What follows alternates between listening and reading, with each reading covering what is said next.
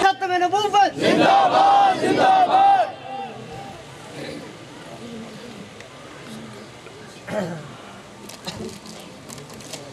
بسم اللہ الرحمن الرحیم. الحمدللہ رب العالمین والصلاة والسلام علی سیدنا و مولانا محمد خاتم النبیین وعلی آلہ و اصحابہ اجمعین.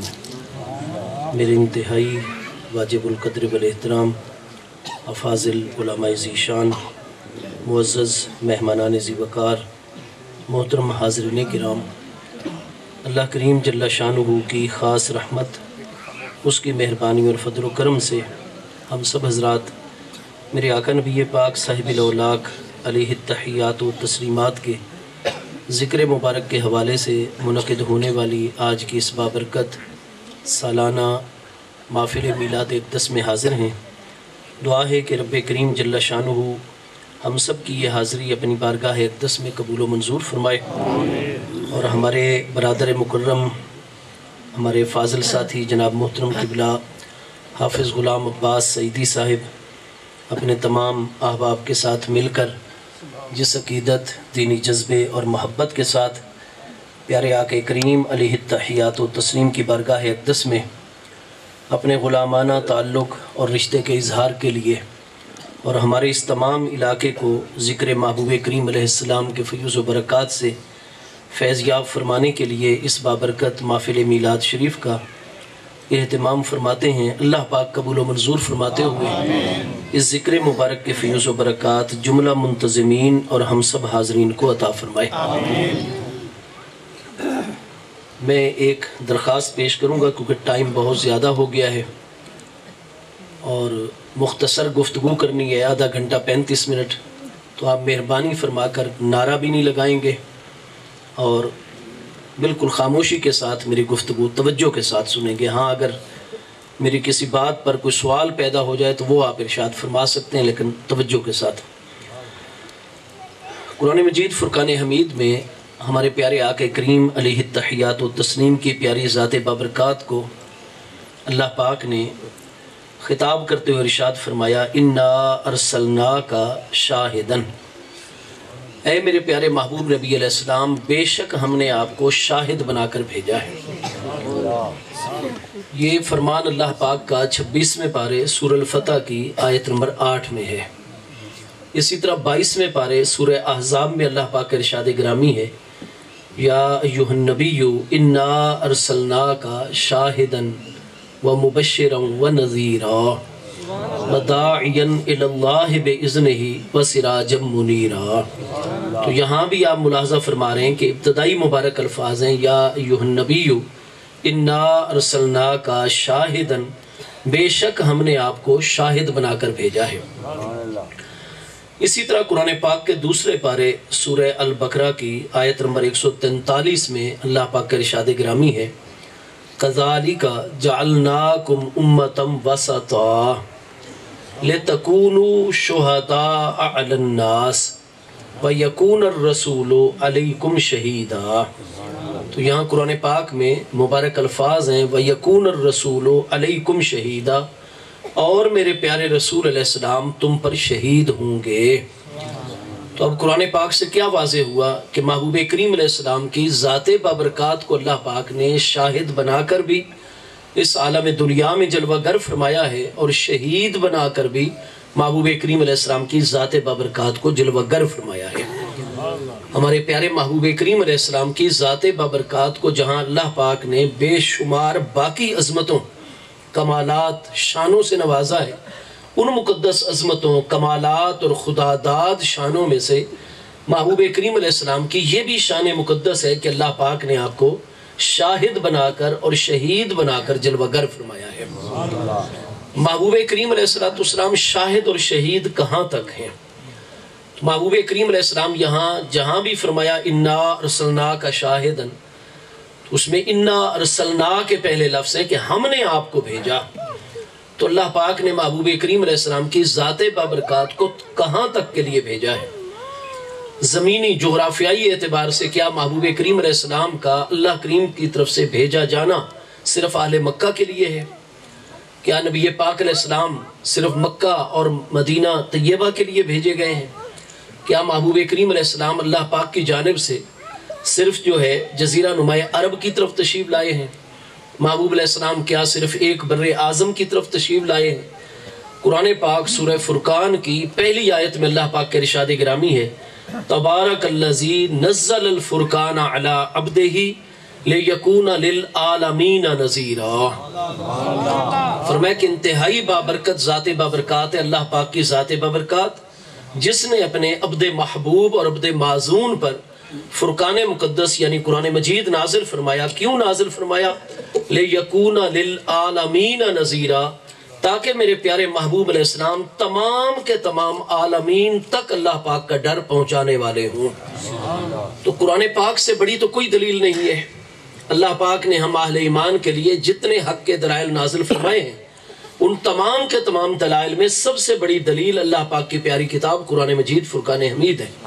خود قرآن پاک سورہ مرسلات کی آیت نمبر 50 میں اللہ پاک کا ارشاد گرامی ہے فَبِأَيِّ حَدِيثٍ بَعْدَهُ يُؤْمِنُونَ القرآن حجت من کل وجہ۔ قرآن پاک اپنی ہر توجیہ، ہر تعویل، ہر تفصیل کے ساتھ جو ہے وہ حجت ہوا کرتا ہے۔ تو دو تفسیریں ہیں سورہ المرسلات کی اس آیت نمبر 50 کی، ان میں سے ایک تفسیر میں بیان کر رہا ہوں۔ فَبِأَيِّ حَدِيثٍ بَعْدَهُ يُؤْمِنُونَ، اللہ پاک فرماتے ہیں کہ جب میرے پیارے محبوب نبی علیہ السلام کے ذریعے سے قرآن مجید فرقان حمید عالم دنیا میں جلوہ گر ہو چکا ہے، تو اس قرآن کی جلوہ گری کے بعد پیچھے کون سی ایسی بات رہ جاتی ہے جس پر لوگ ایمان لائیں گے؟ چونکہ ایون یہاں کلمہ استفہام ہے، سوالیہ انداز میں یہ فرمان ہے کہ اس قرآن کے بعد کون سی ایسی چیز ہے جس پر لوگ ایمان لائیں گے؟ تو یہ استفہام جو ہے استفہام انکاری ہے۔ مطلب کیا ہے؟ اللہ پاک ارشاد فرماتا ہے اے میرے پیارے بندو، چاہے تمہارا تعلق عالم انسانیت کے ساتھ ہے، چاہے تمہارا تعلق عالم جنات کے ساتھ ہے، تم تمام کے تمام جن و انس کی ہدایت اور رہنمائی کے لیے میں اللہ پاک نے جتنے دلائل نازل فرمائے ہیں ان تمام کے تمام دلائل میں سب سے بڑی دلیل میں اللہ پاک کی پیاری کتاب قرآن مجید فرقان حمید ہے۔ اور اس قرآن نے فرمایا سورہ فرقان کی پہلی آیت میں لِيَكُونَ لِلْعَالَمِينَ نَذِيرًا، اللہ پاک نے فرقان مقدس اپنے عبد محبوب، عبد معزون پیارے مصطفیٰ کریم علیہ السلام کی ذات بابرکات پر اس لیے نازل فرمایا تاکہ آپ تمام کے تمام عالمین تک اللہ پاک کا ڈر اور پیغام پہنچانے والے ہوں۔ تو مصطفیٰ کریم علیہ السلام کی اللہ کریم کی جانب سے تشریف آوری جو ہے وہ کسی ایک علاقے کے لیے نہیں ہے، کسی ایک بر اعظم کے لیے نہیں ہے۔ ہم تو اس وقت جس کہکشاں کے اندر جس کو سلکی وے کہتے ہیں، اور آج تو جب سے ہبل اور ایسی بڑی بڑی دوربینیں ایجاد ہوئی ہیں تو جناب آپ دیکھ رہے ہیں کہ دنیا کتنی وسیع و عریض ہے۔ لِيَكُونَ لِلْعَالَمِينَ نَذِيرًا، قرآن پاک فرماتا ہے کہ میرے محبوب علیہ السلام کی تشریف آوری اللہ پاک کی جانب سے تمام کے تمام عالمین کے لیے ہے۔ اسی طرح قرآن پاک کے 17ویں پارے سورہ انبیاء کی آیت نمبر 107 جو ہم مسلمانوں کے ہر باشعور بچے، ہر باشعور بچی کو تقریباً یاد ہوتی ہے وَمَا أَرْسَلْنَاكَ إِلَّا رَحْمَةً لِلْعَالَمِينَ۔ سورہ فرقان میں بھی یہ نہیں ہے کہ لِيَكُونَ لِلْعَالَمِينَ نَذِيرًا، وہاں بھی ہے لِلْعَالَمِينَ نَذِيرًا، عالمین پر الف لام موجود ہے۔ اسی طرح وَمَا أَرْسَلْنَاكَ إِلَّا رَحْمَةً لِلْعَالَمِينَ نہیں ہے، وَمَا أَرْسَلْنَاكَ إِلَّا رَحْمَةً لِلْعَالَمِينَ ہے۔ افاضل علماء تشریف فرمائے، حفاظ و قراء ماشاءاللہ جلوہ گر ہے، اللہ پاک ان سب کے سایوں میں برکت رکھے اور ان اہل علم کے فیوز و برکات سے اللہ تعالی ہم سب کو ہمیشہ فیض یاب فرماتا رہے، آمین یا رب العالمین۔ تو عالمین عالم کی جمع سالم ہے۔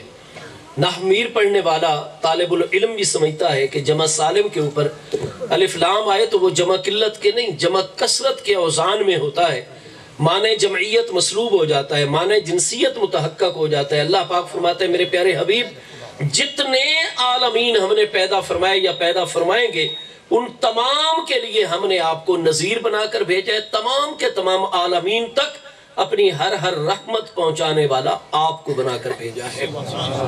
اب عالمین کل کتنے ہیں؟ آپ کتابوں میں ملاحظہ فرما سکتے ہیں، حافظ ابن کثیر جو 774 میں وفات پا رہے ہیں، البدایہ والنہایہ کی پہلی جلد آغاز میں وہ اس چیز سے بحث کرتے ہیں۔ چنانچہ مشہور تابعی محقق امام محمد بن سیرین تابعی جو 110 ہجری میں وصال فرما رہے ہیں، 500 سے زیادہ اہل بیت اطہار اور صحابہ کرام رضوان اللہ تعالیٰ علیہ مجمعین کی ذی علم ہستیوں کے شاگرد ہیں۔ وہ اتنی بڑی تابعی محقق امام ہستی کی تحقیق یہ آپ فرماتے ہیں کہ اللہ پاک نے 18,000 عالمین پیدا فرمائے ہوئے ہیں۔ عالم انسانیت ایک الگ عالم اور جہان ہے۔ عالم کا معنی ہوتا ہے جہان، عربی انٹو عربی تو اس کا معنی ہوتا ہے العالم ما یعلم بہ، اس میں اعلیٰ کا صیغہ ہے۔ عالم کہتے ہیں اس آلے کو، اس ذریعے، اس ہتھیار کو جس کے ذریعے سے اس کے بنانے والے کا علم آ جائے۔ تو عالم کو عالم اس لیے کہتے ہیں کہ اس کو بنانے والے یعنی اللہ پاک ان کائنات کو دیکھ کر بنانے والے کا علم حاصل ہو جاتا ہے۔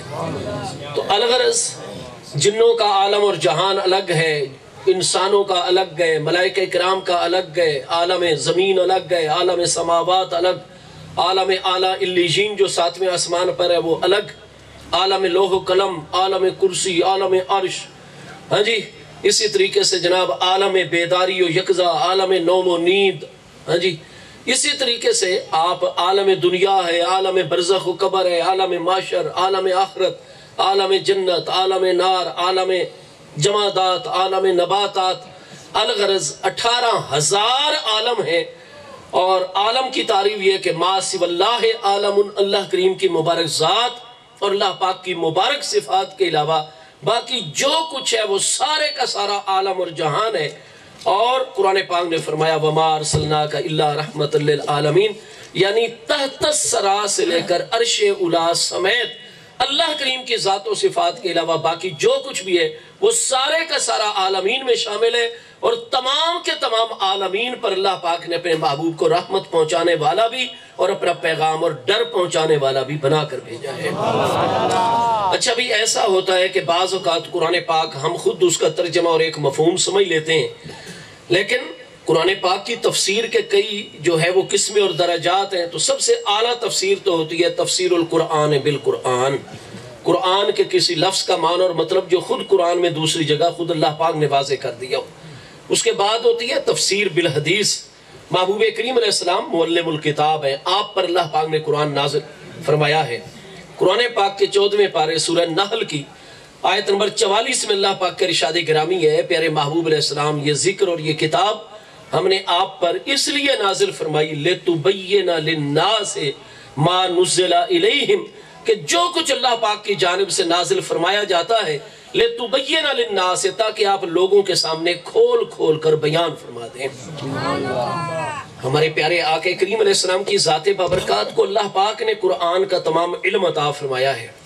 واضح طور پر اللہ پاک کا ارشاد سورہ القیامت کے اندر قرآن پاک میں موجود ہے، لا تحرک بہ لسانک لتعجل بہ ان علینا جمعہ وقرآنہ فاذا قرأناہ فاتبع قرآنہ۔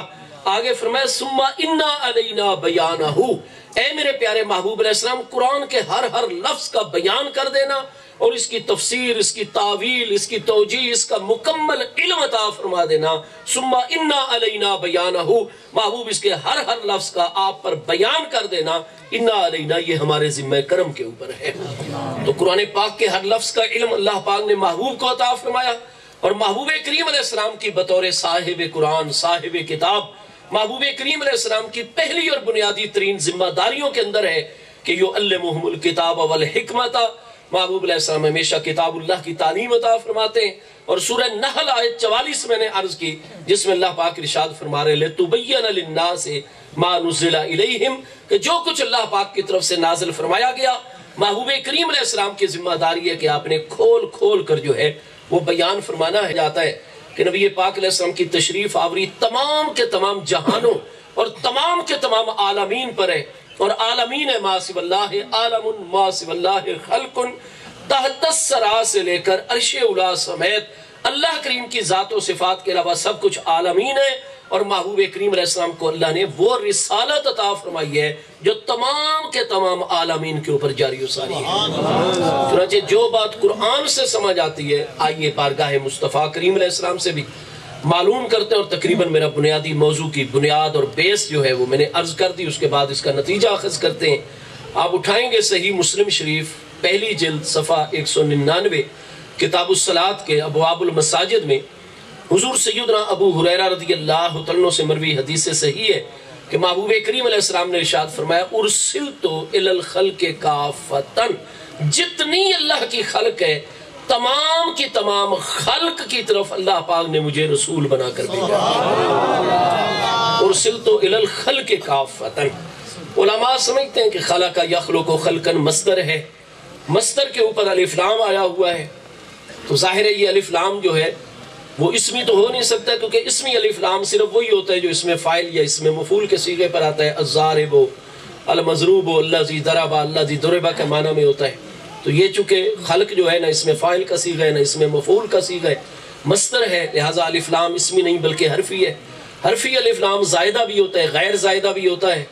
زائدہ تو تب ہو جب معنی کے اندر اس کی تاثیر نہ ہو، جبکہ یہ تو معنی میں یہاں مؤثر ہے، لہٰذا پتہ چلا الف لام اسمی بھی نہیں حرفی ہے، اور حرفی بھی ہے تو غیر زائدہ ہے، زائدہ نہیں ہے۔ جب الف لام حرفی غیر زائدہ ہو تو وہ 5 قسموں میں سے ایک قسم پر ضرور ہوتا ہے، یا وہ جنس کا ہوتا ہے، یا استغراق کا، یا عہد ذہنی کا، یا عہد خارجی کا، یا عہد حضوری کا۔ یہاں چونکہ مصدر کے اوپر اور مصدر پر جب بھی الف لام آئے گا وہ یا جنس کا ہوگا یا استغراق۔ جنس کا ہے تو تمام اپنے افراد جنس کو شامل ہوگا، استغراق کا ہے تو اپنے مدخول کے سارے افراد کو شامل، لہذا معال اور نتیجہ ایک ہوتا ہے۔ اگر اتنی بھی حدیث ہوتی کہ ارسلت الی الخلق، تو الخلق کا معنی ہے تمام کی تمام مخلوق، معنی یہ کہ جتنی اللہ کی خلق ہے اللہ نے ساری مخلوقات پر مجھے رسول بنا کر بھیجا ہے۔ تو اگر یہ حدیث پاک اتنی ہی ہوتی ارسلت الی الخلق، تو معنی پھر بھی واضح تھا گرامر کی روشنی میں، عربی مبین کی روشنی میں، کہ محبوب ساری مخلوقات الہی پر اللہ کے پیارے نبی اور رسول بن کر تشریف لائے ہیں۔ آپ کی رسالت و نبوت تمام مخلوقات پر ہے، لیکن نبی علیہ السلام نے آگے تاکید کا کلمہ وارد فرمایا، کافتن، ارسلت الی الخلق کافتن، کلام کو مؤکد کر دیا۔ اب کافتن کا معنی کیا ہے؟ کفا یکف کفن، الکافت الفاعلت کے وزن پر مضاف ثلاثی میں سے کاف فا فا حروف اصلی ہیں۔ کفا یکف کفن کا معنی ہوتا ہے اے منع یمنع منعا، الکافت کا معنی ہوتا ہے عربی میں المانعت۔ مطلب کیا ہے؟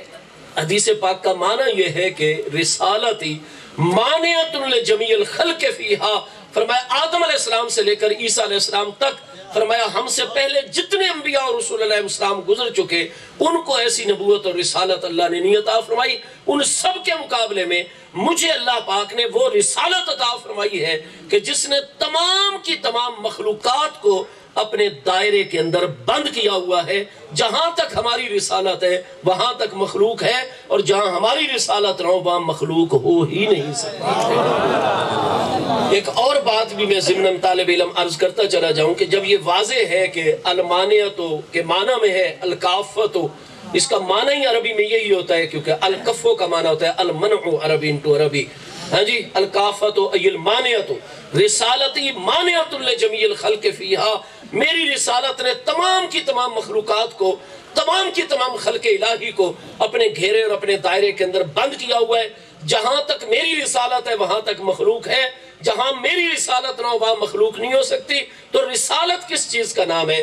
اسلامی تعلیمات کے اندر رسالت کی ڈیفینیشن، رسالت کی حقیقت، رسالت کی تعریف ہے، الرسالۃ والنبوۃ ہی الرابطۃ بین المرسل والمرسل الیہم۔ المرسل اللہ پاک کی ذات بابرکات ہے، المرسل الیہم مخلوقات اور جہان ہے۔ فرمایا کہ الرسالۃ والنبوۃ ہی الرابطۃ، نبوت اور رسالت باطنی رابطہ فیض کا نام ہے، اور نبی پاک علیہ السلام نے فرمایا جہاں تک ہماری رسالت وہاں تک مخلوق، جہاں ہماری رسالت نہ ہو وہاں مخلوق کا وجود نہیں ہوگا، اور رسالت ہے باطنی رابطہ فیض کا نام۔ نتیجہ یہ ہے کہ محبوب فرماتے ہیں جہاں تک ہمارا فیض ہے وہاں تک مخلوق ہے، جہاں ہمارا فیض نہ پہنچے وہاں مخلوق موجود ہی نہیں ہو سکتی۔ اگر ہم اور آپ موجود ہیں تو اس بات کی دلیل ہے کہ فیض مصطفیٰ علیہ السلام جاری ہو سکتا چرسے سے، ورنہ پہلے تمام کے تمام اہل سنت تو ہر دور میں یہی کہتے ہیں۔ اگر آپ ہمارے اکابر کی تحقیقات اس حوالے سے ایک جگہ پر ملاحظہ کرنا چاہیں تو امام یوسف بن اسماعیل نبہانی جو 1350 ہجری میں وصال فرما رہے ہیں، ان کی جواہر البحار فی فضائل النبی المختار علیہ السلام کی چاروں جلدوں میں آپ ملاحظہ کر لیں کہ ہر صدی اور ہر دور کے جتنے بڑے اکابر اہل تحقیق ہیں وہ کیا اس بات کے اوپر ارشاد فرماتے ہیں، تمام کے تمام اکابر علماء دیوبند کا بھی یہی عقیدہ تھا۔ علامہ اشرف علی تھانوی جو 1942 میں فوت ہو رہے ہیں، واضح طور پر حفظ الایمان کے حوالے سے جو انہوں نے تغییر العنوان لکھی اس میں پہلے صفحے پر لکھتے ہیں کہ باعث ایجاد عالم بھی ذات مصطفیٰ کریم علیہ السلام ہے اور باعث بقائے عالم بھی ذات مصطفیٰ کریم علیہ السلام ہے۔ مطلب کیا؟ باعث ایجاد عالم بھی ذات مصطفیٰ علیہ السلام، کہ اگر اللہ پاک نے ہمارے پیارے محبوب علیہ السلام کو پیدا نہ فرمانا ہوتا تو اللہ پاک کائنات کی کوئی چیز پیدا نہ فرماتا، اور باعث بقائے عالم بھی ذات مصطفیٰ علیہ السلام ہے۔ اگر محبوب کا فیض کائنات سے ایک لمحے کے لیے ہٹ جائے کوئی چیز موجود نہیں رہے گی، اس وقت تک یہ کائنات ہے جب تک فیض مصطفیٰ علیہ السلام ہم نے فرمایا جتنی خلق الہی ہے تمام کی تمام خلق الہی پر اللہ پاک نے مجھے رسول بنا کر بھیجا ہے، اور میری رسالت و نبوت نے تمام مخلوق الہی کو اپنے دائرے کے اندر بند کیا ہوا ہے۔ نتیجہ یہ کہ جو قرآن سے ہم سمجھے، مصطفیٰ کریم علیہ السلام نے بھی وہی فرمایا ارسلت الی الخلق کافۃ، لہذا نبی پاک علیہ السلام کا بھیجا جانا اللہ کی جانب سے تمام کے تمام عالمین اور تمام کی تمام مخلوقات پر ہے۔ لہذا فرمایا انا ارسلناک شاہدا، تو جیسے مصطفیٰ علیہ السلام نبی اور رسول تمام کی تمام مخلوقات کے اوپر ہیں، اسی طرح فرمایا ہم نے تمام کی تمام مخلوقات پر پیارے حبیب آپ کو شاہد اور شہید بنا کر بھیجا۔ محبوب علیہ السلام عالم انسانیت پر بھی شاہد و شہید ہیں، عالم جنات پر بھی، عالم ملائکہ پر بھی، عالم عرش پر بھی، عالم کرسی پر بھی، عالم لوح و قلم پر بھی، عالم جنت میں بھی، عالم نار میں بھی، عالم برزخ میں بھی، ہاں جی عالم دنیا میں بھی، اس سے پیچھے عالم ارواح میں بھی، ہاں جی انا ارسلناک شاہدا، محبوب ہم نے آپ کو جہاں رسول اور نبی بنا کر بھیجا ہے تمام کے تمام عالمین پر آپ کی ذات بابرکات کو ہم نے شاہد بنا کر بھیجا ہے۔ اب بات بالکل واضح ہے کہ ہمارے پیارے محبوب علیہ السلام تمام کے تمام عالمین پر شاہد بن کر شہید بن کر تشریف لائے ہیں۔ تو اب سوال یہ ہے کہ شاہد اور شہید کا معنی کیا ہوتا ہے؟ قرآن پاک سے بڑی تو کوئی دلیل نہیں، اس لیے ہم محبوب علیہ السلام کو شاہد بھی مانتے ہیں شہید بھی مانتے ہیں، ہاں جی۔ لیکن سوال یہ ہے کہ شاہد اور شہید کا معنی کیا ہے؟ تو بھئی قرآن پاک عربی مبین میں نازل ہوا ہے، انگریزی زبان میں تو نہیں نازل ہوا، نہ اردو زبان میں، نہ ہماری پنجابی سرائکی زبان میں۔ خود قرآن پاک 12واں پارہ سورہ یوسف شریف کے پہلے رکوع میں اللہ پاک کا ارشاد گرامی ہے اِنَّا أَنزَلْنَاهُ قُرْآنًا عَرَبِيًّا لَعَلَّكُمْ تَعْقِلُونَ، بے شک ہم نے اس قرآن کو عربی میں نازل فرمایا۔ اِنَّا أَنزَلْنَاهُ قُرْآنًا عَرَبِيًّا، ہم نے اس قرآن کو عربی میں نازل فرمایا۔ کیوں؟ فرمایا کہ لَعَلَّكُمْ تَعْقِلُونَ، تاکہ یقینی طور پر تم میرے کلام کو سمجھ سکو۔ ٹھیک ہے جی، اللہ کا کلمہ ویسے کلمہ ترجیح ہے عربی زبان میں، یہ رجا امید اس کا ترجمہ ہوتا ہے، ہو سکتا ہے کہ ایسا ہو جائے، شاید کہ ایسا ہو جائے، تمنا اور چاہت یہی ہے کہ ایسا ہو جائے۔ لیکن آپ جہاں بھی دیکھیں گے آپ کو یہ نظر آ جائے گا تفاسیر کے اندر کہ جہاں بھی اللہ کا کلمہ اللہ پاک کے کلام میں آئے یا پیارے محبوب علیہ السلام کے کلام مقدس میں آئے تو یہ ترجیح کے لیے نہیں ہوتا، یہ تیقن و یقین کے لیے ہوا کرتا ہے۔ فرمایا ہم نے عربی میں قرآن کو اس لیے نازل فرمایا لعلکم تعقلون، یقینی طور پر تم میرے کلام کو سمجھ سکو۔ پتہ یہ چلا کہ یہ چیز سورہ یوسف شریف میں خود اللہ پاک واضح فرماتا ہے کہ اگر میرے کلام کو یقینی طور پر درست اور صحیح سمجھنا ہے تو پھر اسے عربی زبان کی روشنی میں دیکھا جائے، کیونکہ ہم نے قرآن کو عربی میں نازل ہی اس لیے کیا ہے تاکہ تم اللہ پاک کے کلام کو صحیح طریقے پر سمجھ سکو۔ اب عربی میں شاہد اور شہید کا معنی کیا ہے؟ تو آپ جتنی لغت عرب ہے وہ ساری کی ساری اٹھا کر دیکھ لیجئے، شاہدہ یشہدو کے کالم میں شین ہا اور دال اس میں حروف اصلی ہیں۔ اسی طرح جتنی لغت قرآن ہے کہ یہ لفظ قرآن میں کہاں آیا اور کس کس معنی میں کہاں کہاں استعمال ہو رہا ہے۔ تو لغت قرآن پر کتنی کتابیں، آپ امام ابو القاسم راغب اصفہانی جو 502 ہجری میں فوت ہو رہے ہیں، اب 1445 سنہ ہجری ہے، یعنی 943 سال ان کے وصال کو ہو چکے ہیں۔ اسی طرح آپ لغت حدیث میں شاہدہ یشہدو کا معنی دیکھ لیجئے. لغت حدیث کے اتنے بڑے معتبر امام محمد طاہر الفتنی جو 981 ہجری میں وصال فرما رہے ہیں، میرے پاس ان کی 5 جلدوں میں موجود ہے، مجمع بحار الانوار. ٹھیک ہے جی. اس کی دوسری جلد کے اندر یہ آپ شاہدہ یشہدو کا کالم نکالیے. الغرض اگر میں طالب علم حوالے دینے بیٹھوں گا تو بہت سارا ٹائم اسی پر خرچ ہو جائے گا. میں نے آپ کو لغت قرآن کی المفردات فی غریب القرآن امام ابو القاسم اصفہانی کی کتاب کا بھی حوالہ دے دیا، راغب اصفہانی جو ہے ابو القاسم. اسی طرح میں نے آپ کو امام طاہر فتنی کی مجمع بحار الانوار کا بھی حوالہ دے دیا. آپ جہاں بھی شاہدہ یشہدو میں ملاحظہ فرمائیں گے کہ ہمارا ہر عالم لغت یہی لکھ رہا ہے، ہر قرآن اور حدیث کی لغت کا امام یہی لکھ رہا ہے اپنی اپنی کتاب میں کہ الشاہد والشہید مشتق من الشہادت او الشہود وہو الحضور مع المشاہدت اما بالبصر او بالبصیرت، کہ شاہد اور شہید کا لفظ شہادت اور شہود کے مصدر سے نکالا گیا ہے. اور شہادت اور شہود کیا ہے؟ وہو الحضور مع المشاہدت اما بالبصر او بالبصیرت. فرمایا عربی مبین میں قرآن کی اصطلاح ٹرمنولوجی اور الفاظ میں اور حدیث پاک کے الفاظ میں اور لغت عرب میں شاہد اور شہید اس ہستی کو کہا جاتا ہے کہ جو اپنے جسم مقدس، اپنی ذات بابرکات حقیقی مقدسہ کے ساتھ تو ایک وقت میں ایک مقام پر جلوہ گر ہو، لیکن ایک مقام پر موجود ہو کر جہاں تک اس کا ذمہ داری کا علاقہ ہو، اپنے تمام ذمہ داری کے علاقے اور اپنے تمام کے تمام دائرہ کار میں جب چاہے بالبصر سر کی آنکھوں کے ساتھ بھی نگاہ ڈال سکے، او بالبصیرت یا دل کی آنکھوں کے ساتھ بھی مشاہدہ کر سکے. ایک ہے ہمارے محبوب علیہ السلام کی ظاہر جسم منور کی جسمانی مقدس آنکھیں، ان کے متعلق بھی صحیح بخاری شریف پہلی جلد 57 یعنی 50 کتاب الصلاۃ ابواب الامامت میں محبوب کریم علیہ السلام نے فرمایا انی ارا ما لا ترون و انی اسمع ما لا تسمعون، جو میں دیکھ سکتا ہوں وہ تم سارے کے سارے مل کر بھی نہیں دیکھ سکتے ہو، اور جو میں سن سکتا ہوں وہ تم سارے مخلوقات مل کر بھی نہیں سن سکتے ہو. محبوب کریم علیہ السلام کی نگاہ اقدس جو جسم منور کی نگاہ اقدس ہے، اس کا عالم کیا ہے؟ صحیح بخاری شریف کی پہلی جلد 144 کتاب الصلاۃ میں ابواب الاستسقاء اور اسی کے ساتھ ہی کسوف اور خسوف کا باب موجود ہے. سورج گرہن ہو جائے تو وہ خسوف ہوا کرتا ہے، اور اگر چاند گرہن ہو جائے تو کسوف کی نماز ہوتی ہے. محبوب کریم علیہ السلام کی ذات بابرکات نے جو ہے وہ نماز پڑھائی 2 رکعت سورج گرہن کی.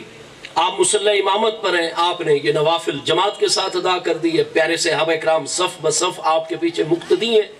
بخاری پہلی جلد 144، مسلم، ترمذی، مسند، سب میں یہ حدیث صحیح ہے. محبوب کریم علیہ السلام نے جیسے ہی فلما انصرف عن صلاته، جیسے ہی محبوب علیہ السلام نے وہ 2 رکعت مکمل کروا کے سلام پھیرا، قالو، تو بہت سارے صحابہ کرام رضوان اللہ تعالیٰ نے اجمعین نے عرض کی، حضور سب کچھ آ کر کے قدموں پر قربان، انا رأیناک، حضور آج ہم نے آپ کو ایک عجیب عمل نماز میں قیام کی حالت میں کرتے ہوئے دیکھا کہ آپ حالت نماز میں قد تناولت شیئا من مقامک، اسی جگہ اپنے مقام پر کھڑے کھڑے آپ نے کسی چیز کو تناول ایسے کر کے پکڑا، ثم تکاکات، اور حضور پھر آپ نے ہاتھ مبارک پیچھے کر دیا. یہ عمل آپ نے نماز کے اندر کیوں کیا؟ اچھا بھائی، نماز میں جب ہم قیام کی حالت میں ہو تو کیا حکم ہے کہ نگاہیں کہاں رکھنی چاہیے؟ امام صاحب کو دیکھنا چاہیے. جب ہم مقتدی ہوتے ہیں، امام صاحب ہمیں نماز پڑھا رہے ہوتے ہیں، تو شریعت مبارکہ کا کیا حکم ہے؟ پیارے محبوب علیہ السلام کی کیا تعلیم ہے کہ قیام کی حالت میں سجدے والی جگہ پر نظر رکھنی ہے یا اپنے امام صاحب کو دیکھنے کہ وہ کیا کر رہے ہیں؟ پیارے صحابہ کرام حالت نماز میں ارشاد فرما رہے ہیں انا رأیناکا، محبوب ہم نے آپ کو حالت نماز میں دیکھا.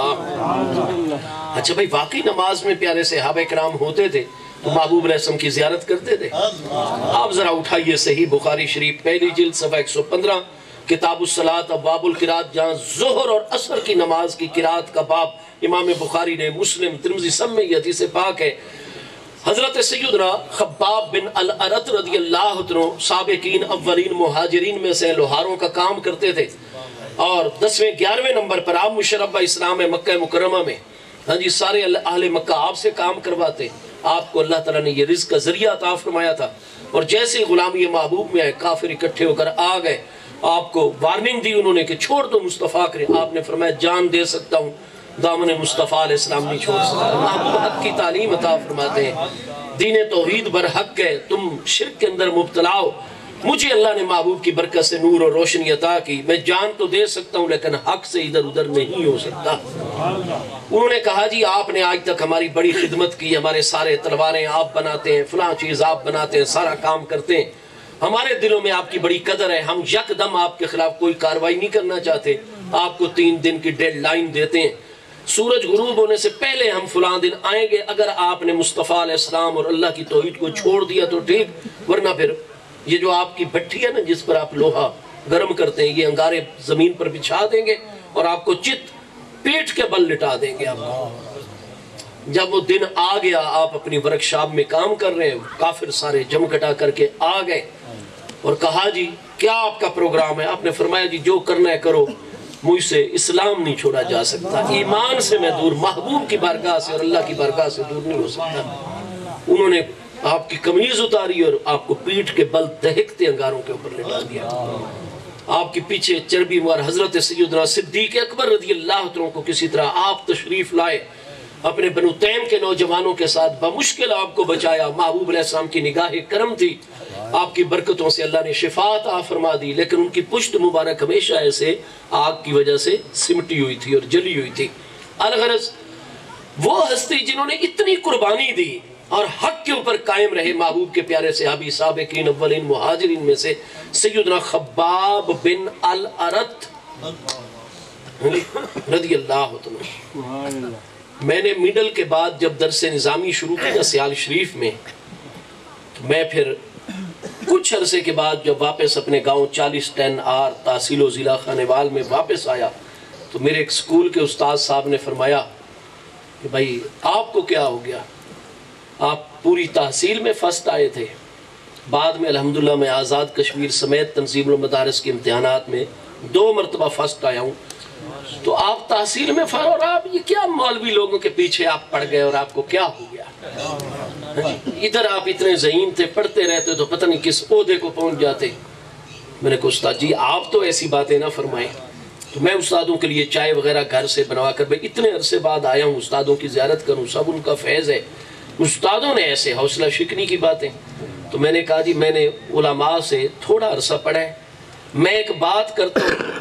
اور وہ ہمارے استاد صاحب جو تھے تو وہ ماشاءاللہ وہ اس وقت بھی انہوں نے BA کیا ہوا تھا, B.Ed بھی تھے, اور مزید وہ آگے بھی ماشاءاللہ انہوں نے بڑی ترقی کی, اللہ ان کے سائے میں برکت. آج وہ فرماتے ہیں کہ میرے شاگردوں میں بڑے بڑے جج بھی ہیں, بڑے بڑے پولیس افسران بھی ہیں, بڑے بڑے فوجی افسران بھی ہیں, لیکن مجھے سب سے زیادہ فخر ہوتا ہے تو وہ شوکت سیالوی کے اوپر. اور اب وہ کرم فرماتے ہیں, بہت مہربانی فرماتے ہیں. تو میں نے عرض کی, میں نے کہا حضور میں نے کچھ عرصہ استادوں کو تنگ کیا ہے ادھر, اور سارا فیض تو آپ ہستیوں کا ہے, آپ نے انگلی پکڑ کر ہمیں.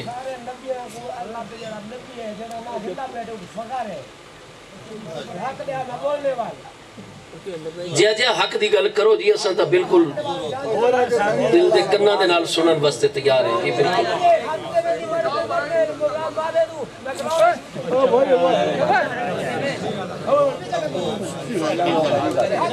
نعرہ تکبیر, نعرہ رسالت, نعرہ خلافت, نعرہ حیدری, جشن عید میلاد النبی, علماء حق اہل سنت. ہاں بات وہ ٹھیک کر رہے ہیں, وہ ٹھیک بات کر رہے ہیں.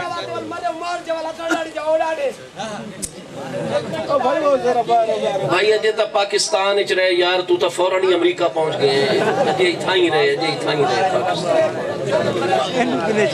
اور تینوں کہیں ایک پاسے بٹھاؤ یار, اپنی تقریر جاری رکھیں. نعرہ تکبیر, وہی بنیدہ راسی, میں ہی بنیدہ راسا. جی میں سمجھ رہا ہوں, یا تو تسنیم کی پیاری ذات بابرکات کو اللہ پاک نے جو قرآن فرمایا عربی زبان. ہمارے پیارے محبوب علیہ السلام کے یہ پیارے غلام سیدنا خباب بن الارت رضی اللہ عنہ, بخاری شریف میں ہے کہ آپ سے عرض کی گئی حضور کیا اکانا یقرأ فی الظہر والعصر, کیا محبوب کریم علیہ السلام ظہر کی جب آپ ہستیوں کو جماعت کروایا کرتے تھے, عصر کی جب جماعت کروایا کرتے تو کیا نبی پاک علیہ السلام قرآن کی قرات اس میں فرمایا کرتے تھے امامت کرواتے ہو ظہر اور عصر؟ قال نعم. تو سیدنا خباب رضی اللہ تعالیٰ انہوں نے ارشاد فرمایا کہ جی ہاں بالکل، محبوب کریم علیہ السلام جب ہمیں ظہر کی یا عصر کی امامت کروایا کرتے تھے تو بالکل آپ قرآن پاک پڑھا کرتے تھے قیام میں. تو عرض کی حضور کیف کنتم تعرفون قرأۃ ظہر اور عصر کی نماز میں تو امام صاحب اونچی قرأت نہیں کرتا، سری قرأت ہوتی ہے. مغرب میں، فجر میں، عشاء میں تو امام صاحب سورہ فاتحہ بھی اور اس سے اگلی جو صورتیں آیات ملانی ہو یا صورت ملانی ہو وہ بلند آواز سے ہوتی ہے، جاہری نمازیں. لیکن ظہر اور عصر تو سری نمازیں، آپ ہستیاں سب بسب پیچھے مقتدی ہیں. محبوب علیہ السلام مصلی امامت پر ہے، ظہر یا عصر کی جماعت ہے، اور آپ فرما رہے ہیں کہ محبوب علیہ السلام ظہر کی نماز میں بھی اور عصر کی نماز میں بھی قرآن پاک کی قرأت فرماتے تھے. تو حضور ہمارا سوال یہ ہے کہ کیف کنتم تعرفون قرأتہ، محبوب کا قرآن پڑھنا آپ کیسے جان لیا کرتے تھے؟ آپ تو پیچھے مقتدی ہوتے تھے اور اونچی آواز میں تو محبوب علیہ السلام قرأت نہیں فرما رہے. تو سیدنا خباب بن الارت رضی اللہ تعالیٰ عنہ، یہ مجھے بات یاد آ رہی تھی الارت کے لفظ سے، کیونکہ سکولوں میں ہمیں الارت پڑھایا گیا تھا. وہ تو دینی مدرسے کی برکت ہے کہ یہ افعالوں کا وزن ہے. الارت تو ہے جو اصل میں ارتاتو تھا اور تا کا تا میں ادغام ہے افعالوں کے وزن پر، الافعالوں کے وزن پر الارت تو لفظ ہے، الارت لفظ نہیں ہے. خیر وہاں برج دلو کو بھی برج دلو پڑھ دیا کرتے ہیں اور نحو کو نحو پڑھ دیا کرتے ہیں اور تیسور المنطق کو تیسرا لل منطق اور پتہ نہیں کیا کیا پڑھ، مسند الیہ اور مسند کو ہمیں بھی مسند اور مسندالیہ بتایا گیا تھا. الغرض تو اس وجہ سے وہ میں عرض کرنے لگا تھا استادوں کی ایک بات. الغرض عرض کی حضور کیف کنتم تعرفون قرأتہ، تو محبوب کریم علیہ السلام کے پیچھے جو آپ مقتدی ہوتے تھے تو آپ کی قرأت کو ظہر و عصر میں آپ کیسے جان جاتے تھے؟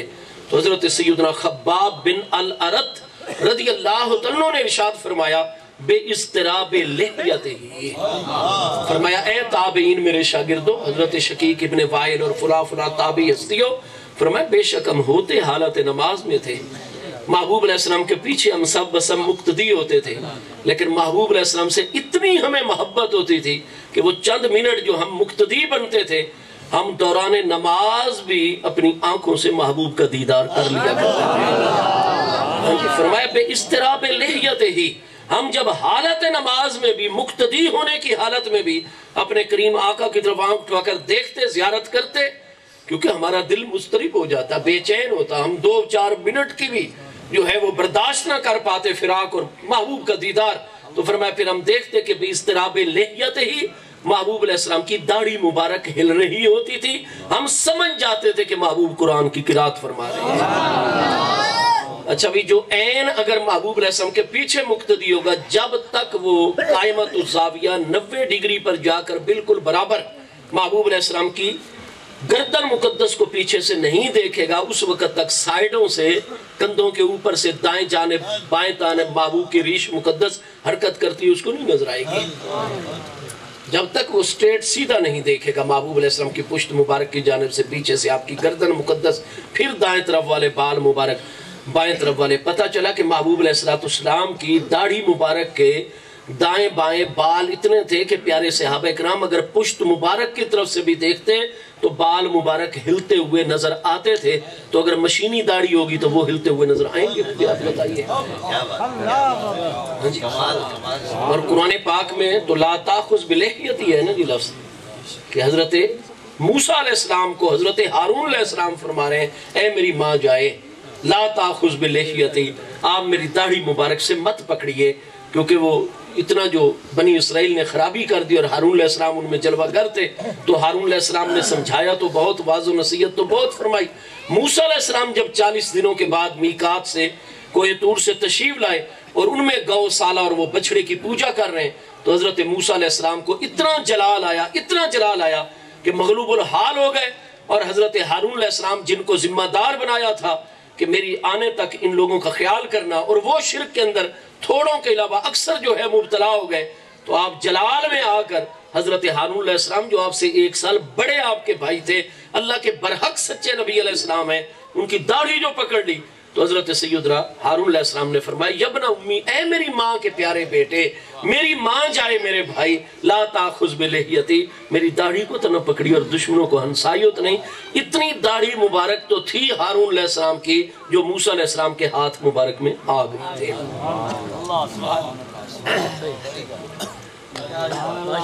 اچھا بھائی، حضرت ہارون علیہ السلام اللہ کے سچے نبی علیہ السلام ہیں یا نہیں ہیں؟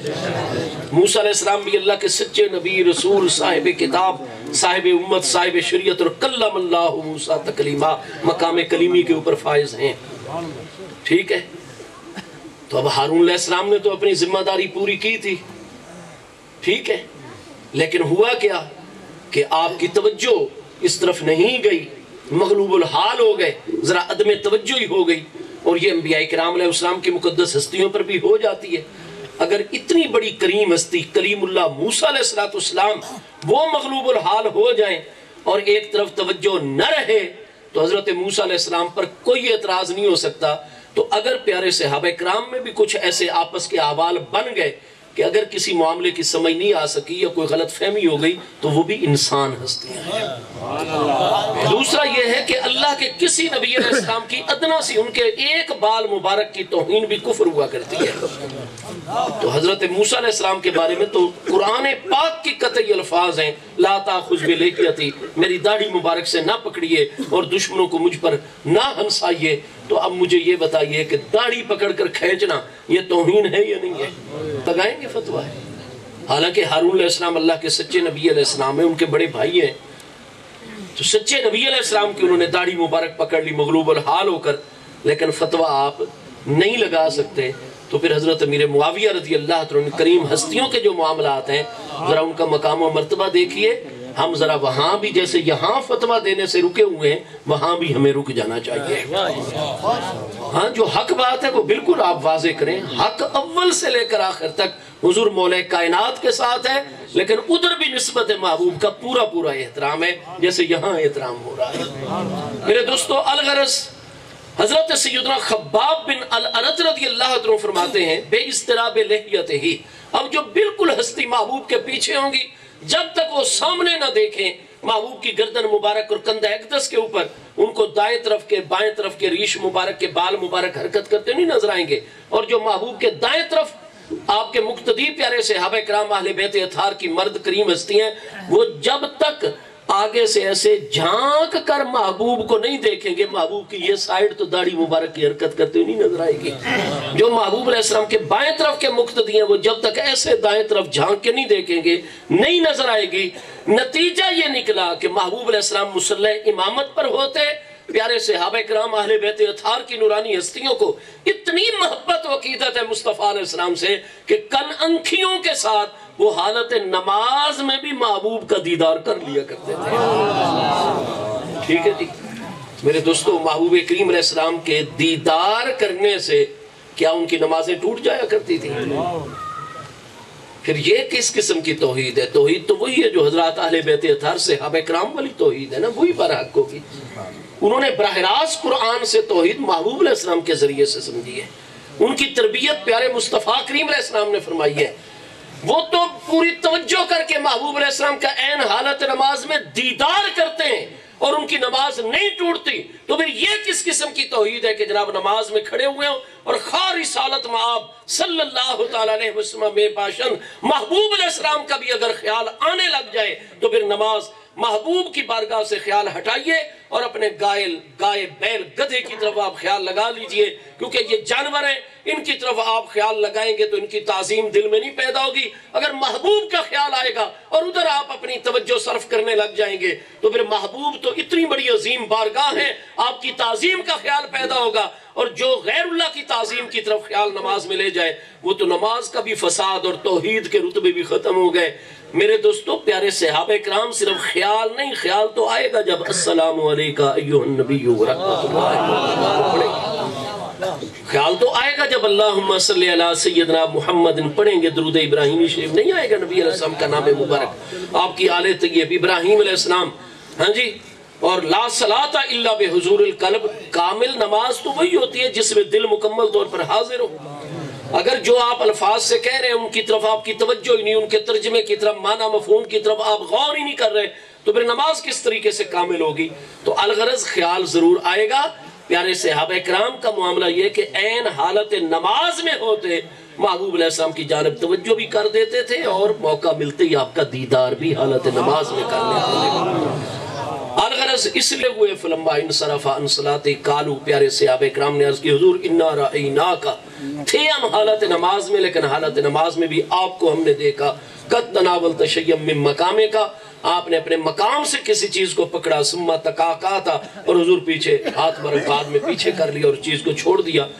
حضور کیا آئندہ ہم بھی نماز میں اس طرح کیا کریں؟ یہ کیوں آپ نے کیا؟ معاملہ کیا ہے؟ محبوب کریم علیہ السلام نے فرمایا واللہ رأیت الجنت، اللہ پاک کی قسم میں نے حالت نماز میں جنت کو دیکھا۔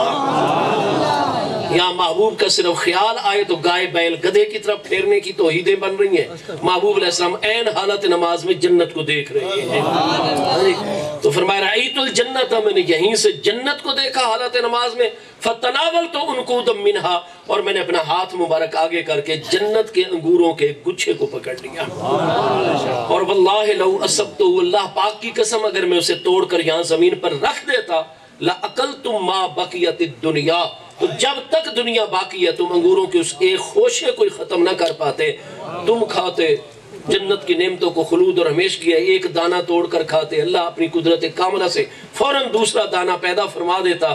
ہاں جی، قیامت تک لَأَكَلْتُمْ مَا بَقِيَتِ الدُّنْيَا، جب تک دنیا باقی ہے تم اس کو کھاتے رہتے، کبھی وہ ختم ہی نہ ہوتا۔ لیکن اس طرح لوگوں کا ایمان بالغیب چونکہ ختم ہو جاتا کہ جنت کی اتنی بے مثال نعمتیں موجود ہیں، جنت موجود ہے، وہ ایمان غیب پر ختم ہوتا، اس طرف ہماری توجہ گئی، لہٰذا ہم نے اس کو ادھر ہی چھوڑ دیا۔ اب جنت کہاں ہے؟ جنت تو 8 جنتیں ہیں نا، اس سب سے اوپر والی تو جنات الفردوس ہے جس کی چھت ہے عرش الہی، سب سے نچلی جنت جو ہے وہ جنت ماوا ہے، درمیان میں پھر جنات نعیم بھی ہے، جنات مقیم بھی ہے، جنات خلد بھی ہے، جنات عدن بھی ہے۔ سب سے نچلی جنت 8 جنتوں میں جو ہماری زمین کے سب سے زیادہ قریب ہے وہ ہے جنت مأوا، اور وہ ہماری زمین سے کتنی دور ہے؟ قرآن پاک فرماتا ہے عند سدرۃ المنتہی عندہا جنت المأوا، سدرۃ المنتہا کے آگے نزدیک جو ہے وہ جنت مأوا ہے۔ اور سدرۃ المنتہا سے پہلے آسمان، اور ہماری زمین سے پہلا آسمان 500 سال کا راستہ، پھر 500 سال کی وہ چوڑائی رکھتا ہے حدیث صحیحہ کے مطابق، 1000 سال پر جا کر پہلا آسمان مکمل ہوتا ہے، پھر پہلے آسمان سے دوسرے آسمان تک 500 سال کا گیپ اور خلا ہے، پھر اگلا آسمان 500 سال چوڑا ہے، تو 1500 سال کے فاصلے پر دوسرا، 2000 سال کے فاصلے پر وہ الغرض جنت المأوا ہماری زمین سے 8500 سال، صرف 85 نہیں 8500 سال ہمارے پاس کوئی ایسی جناب ایجاد آ جائے جس کا فیول ایندھن بھی فضا سے فضا میں ادھر تک بھی ہمیں میسر، اور 8500 سال کانٹینیوسلی ہم چلیں بغیر رکاوٹ کے، تو پھر جا کر جنت مأوا کا آغاز ہوگا۔ لیکن قربان جائے نگاہ مصطفیٰ پر، میں کہتا ہوں وہ جنت الفردوس کے انگور نہ ہوں، وہ انگوروں کا خوشہ انکود جو ہے وہ جنات عدن کا نہ ہو، جنات نعیم، جنات خلد، جنات مقیم، کسی اور جنت کا نہ، وہ سب سے نچلی جنت جو ہمارے قریب ہے جنت مأوا کا بھی ہو تو وہ 8500 سال کے فاصلے سے بھی دور ہے، لیکن نگاہ محبوب زمین سے اٹھتی اور 8500 سال کے فاصلے پر، اور ہاتھ مبارک جو بظاہر 1 فٹ یا 1.5 فٹ اٹھتا ہے لیکن حقیقت میں وہ 8500 سال سے بھی زیادہ کے فاصلے پر جا کر جنت کی نعمتوں کو پکڑے ہوئے ہیں۔ جامع ترمذی کی دوسری جلد میں ابواب الزہد کے اندر حضرت سیدنا عبداللہ ابن مسعود رضی اللہ عنہ سے مروی حسن سند کے ساتھ یہ حدیث مبارکہ موجود ہے۔ ہمارے پیارے آقا کریم علیہ السلام نے فرمایا انی لاسمع عتیت السماء، فرمایا تمام کے تمام ساتوں کے ساتوں آسمانوں میں چرچراہٹ پیدا ہوتی ہے، چرچر کی آواز آتی ہے۔ علماء میں معروف ہے اس حدیث کو حدیث عتیت السماء کہا جاتا ہے۔ فرمایا انی لاسمع عتیت السماء، آسمانوں کے چرچر کرنے اور چرچراہٹ کی آوازوں کو انی لاسمع، بے شک میں ہمیشہ سنتا رہتا ہوں۔ اور پہلا آسمان کتنے فاصلے پر؟ میں نے عرض کیا 500 سال کے فاصلے پر، دوسرا آسمان 1500 سال کے فاصلے پر، 7ویں آسمان تک 80-100 سال کا فاصلہ بنتا ہے۔ इन्नी ला अस्माउ अतीत समा मुस्नद अहमद, और कितनी मैं जामे तिर्मिज़ी के अल्फाज अर्ज कर रहा हूँ, हसन सनद के साथ ये हदीस है सैयदना अब्दुल्लाह इब्न मसूद रज़ियल्लाहु अन्हु से मरवी, फरमाया जब भी किसी भी आसमान में चिरचिराहट की आवाज पैदा होती है, इन्नी ला अस्माउ, बेशक मैं उसको मुसलसल सुनता हूँ। जब मैं अपने किसी भी काम का जिम्मेदारी में होता हूँ तो अचानक आसमान जो चिरचिराते हैं, तो फरमाया फिर हमारी तवज्जो हो जाती है कि इस वक्त आसमान में से चिरचिर की आवाज क्यों हुई। महबूब अलैहिस्सलाम फरमाते हैं फिर जब हम जमीन से निगाह उठाकर देखते हैं उस आसमान को जिसके चिरचिराने की आवाज आई, तो हम बिल्कुल अमली तौर पर मुशाहदा करते हैं, देखते हैं, तो हम इस नतीजे पर देखने के बाद पहुंचते हैं कि हक़्क़ुल्लाह अंता अत्ता, कि आसमानों का हक बनता है कि उनमें से ये आवाज आए, वो चिरचिराएं। क्यों? हमें नजर आ रहा होता है कि मा मिन मौज़िए अर्बए असाबिया इल्ला वफीहि मलकुन, फरमाया सातों के सातों आसमानों पर मा मिन मौज़िए अर्बए असाबिया, 4 उंगल के बराबर भी कोई जगह खाली नहीं, मगर हर 4 उंगल की जगह में भी कोई ना कोई फरिश्ता मौजूद है जो अल्लाह की इबादत, हम्द सना, तस्बीह, ताहलील, जिक्र करता है। तो कबूलियत के अनवार अर्श की जानिब से ऐसे आते हैं कि उन अनवार की ताब वो आसमान भी नहीं ला सकते और उनमें भी चिरचिराहट की आवाज पैदा हो जाती है। लोग कहते हैं यहाँ से महबूब अस्सलातु वस्सलाम अलैका या रसूलल्लाह नहीं सुनते, हालांकि जैसे ही हम महबूब की तरफ सलाम पेश करें, अबू दाऊद पहली जिल्द किताबुल हज का आखिरी बाब है, बाबु ज़ियारतिल कुबूर। हालांकि मुहद्दिसीन का तरीका है ज़ियारत कबूर का बाब किताबुल जनाइज में लेकर आते हैं। इमाम अबू दाऊद इसको किताबुल जनाइज में भी लेकर आए, किताबुल हज में भी आखिरी बाब है, आखिरी हेडिंग उन्वान यही कायम किया, क्योंकि इमाम अबू दाऊद जिनका असल नाम अबू दाऊद सुलेमान बिन अशअस सिजिस्तानी है और 275 हिजरी में आप विसाल फरमा रहे हैं। आप फरमाते हैं हज सारा मक्का मुकरमा में है, तमाम अफ़ाले हज, मनासे के हज और आमाले हज मक्का मुकरमा में, हज का कोई अमल एक भी मदीना तैयबा नहीं है। लेकिन बाबू ज़ियारतिल कुबूर, मक्का मुकरमा में सिर्फ हज करके वापस न चला जाना, हज अदा होता वहां है लेकिन कबूलियत की सनद यहाँ से। हाजियो आओ शहनशाह का रौदा देखो, काबा तो देख चुके अब काबे का काबा देखो। तो फरमाया पहले इधर आओ और फिर पहले तुम्हारे ज़ियारत के आदाब भी तुम्हें आने चाहिए। तो आपने फिर इस पर अहादीस करीमा सही हसन सनद मा सकत अलैहि अबू दाऊद फ़हुवा हुज्जतुन, जिस सनद मतन पर इमाम अबू दाऊद सकूत इख्तियार करें वो हुज्जत हुआ करता है। इमाम अबू दाऊद सही सनद से इस बाब में ये हदीस पाक हजरत सैयदना अबू हुरैरा रज़ियल्लाहु अन्हु से रिवायत आपने पेश फरमाई तखरीज की सही सनद के साथ। सैयदना अबू हुरैरा रज़ियल्लाहु अन्हु फरमाते हैं हमारे प्यारे आके करीम अलैहिस्सलाम ने फरमाया मा मिन अब्दिन युसल्लिमु अलैया, कोई भी बंदा, मा कलमा नफी अब्दिन पर तनवीन बनाए तनकीर है, नकरा तातन नफी तुफीदुल उमूम, कोई एक बंदा भी ऐसा नहीं जिन्नों में से, फरिश्तों में से, इंसानों में से, फरमाया जो बंदा भी युसल्लिमु अलैया, मुझ पर सलाम जब भी पेश करता है, इल्ला वरद्दल्लाहु इलैया रूही, अल्लाह फौरन मेरी तवज्जो मेरी तरफ फेर देता है, हत्ता अरुद्दा अलैहि सलामा, यहाँ तक कि मैं खुद उसके सलाम को सुन के उसका जवाब अता फरमाता हूं। मा मिन अब्दिन युसल्लिमु अलैया, कोई भी बंदा जब मुझ पर कहीं से भी सलाम पेश करता है, रद्दल्लाहु इलैया रूही, अल्लाह मेरी तवज्जो मेरी तरफ फेर देता है। महबूब करीम अलैहिस्सलाम आलम बरज़ख कब्र शरीफ में भी आप अल्लाह पाक के हुस्न मुतलक के अनवार व तजल्लियात की तरफ भी तवज्जो फरमाते हैं। महबूब करीम अलैहिस्सलाम की रिसालत अब भी जारी हो सारी है। रिसालत बातनी राब्ता है, फैज़ का नाम है, महबूब का फैज़ अब भी कायनात के ज़र्रे ज़र्रे पर जारी है। अल्लामा अशरफ अली थानवी देवबंदी, मैं आले सुन्नत किताबों के हवाले सदियों पहले के पेश करूं, बिल्कुल बीसियों क्या सैकड़ों हवाले, लेकिन चूंकि हम तो मानते हैं पहले, हाँ जी, लेकिन पहले तमाम उलमाए देवबंद, उलमाए गैर मुकल्लिदीन, सबका मजहब यही था, वहाबी उलमा का भी। अल्लामा अशरफ अली थानवी की कितनी मशहूर किताब है नश्रुत्तीब, हाँ जी, उसमें सवा 92 पर जब महबूब अलैहिस्सलाम के विसाल अक़दस की फसल लिखी है, तो अगली फसल ये है कि आलम बरज़ख में आज महबूब अलैहिस्सलाम की क्या क्या जिम्मेदारियां हैं जिनको आप आलम कब्र शरीफ और आलम बरज़ख से अदा फरमा रहे हैं। तो आप वहां जरा मुलाहजा फरमा लीजिए, हमारे सदियों पहले के सीरत निगार जब महबूब अलैहिस्सलाम की विसाल अक़दस, तदफीन, तकफीन, इन सारे मामलात से फारिग हो जाते हैं, तो अगली क्या हेडिंग और उन्वान लगाते हैं कि आलम बरज़ख में महबूब अलैहिस्सलाम की हयात बरज़खिया बरहक है, महबूब की हदीसें सही है, حضرت انس رضی اللہ عنہ روایت فرماتے ہیں الانبیاء احیاء فی قبورہم یصلون، انبیاء کرام علیہ السلام جتنی ہستیوں کا وصال اقدس ہو چکا، ابھی عیسیٰ علیہ السلام کا وصال اقدس نہیں ہوا، فرمایا جتنے انبیاء کا وصال اقدس ہو چکا، جیسے ہی ان کو درود و سلام کے نذرانے امتوں نے پیش کر کے قبر منور میں جلوہ گر فرمایا، قبر مبارک بند ہوئی، الآن کما کانا، اللہ نے دوبارہ ان کو عالم قبر کے اندر حقیقی جسمانی حیات طیبہ عطا فرما دی۔ لہذا الانبیاء احیاء فی قبورہم، تمام انبیاء کرام علیہ السلام اپنے اپنے مبارک مزارات میں زندہ ہیں، یصلون، اور اپنی قبروں میں نمازیں بھی ادا فرماتے ہیں۔ یا تم نبی علیہ السلام برحق ہے، کچھ احباب کو سمجھ نہیں آتی، وہ کہتے ہیں جی ہمارے پاس تو 400 حدیثیں موجود ہیں جن میں نبی پاک علیہ السلام کے وصال اقدس کا بیان موجود ہے۔ ہم کہتے ہیں جی ہم 400 حدیثیں ساری کی ساری مانتے ہیں۔ آپ یہ 400 حدیثیں تو تب ہمیں سناتے ہاں جی جب ہم نبی علیہ السلام کے وصال اقدس کا خدا نخواستہ انکار کرتے۔ ہم تو آج بھی مدینہ طیبہ میں محبوب کریم علیہ السلام کی قبر منور علی صاحب الصلاۃ والسلام کے موجود ہونے کے عقیدہ رکھتے ہیں۔ کیا ہم یہ عقیدہ نہیں رکھتے محبوب علیہ السلام کی مدینہ طیبہ میں قبر منور ہے یا نہیں ہے؟ میں قربان جاؤں، ہم محبوب علیہ السلام کے روضہ مقدسہ، روضہ منیفہ علی صاحب الصلاۃ والسلام کی حاضری کائنات کی سب سے بڑی سعادت مانتے ہیں۔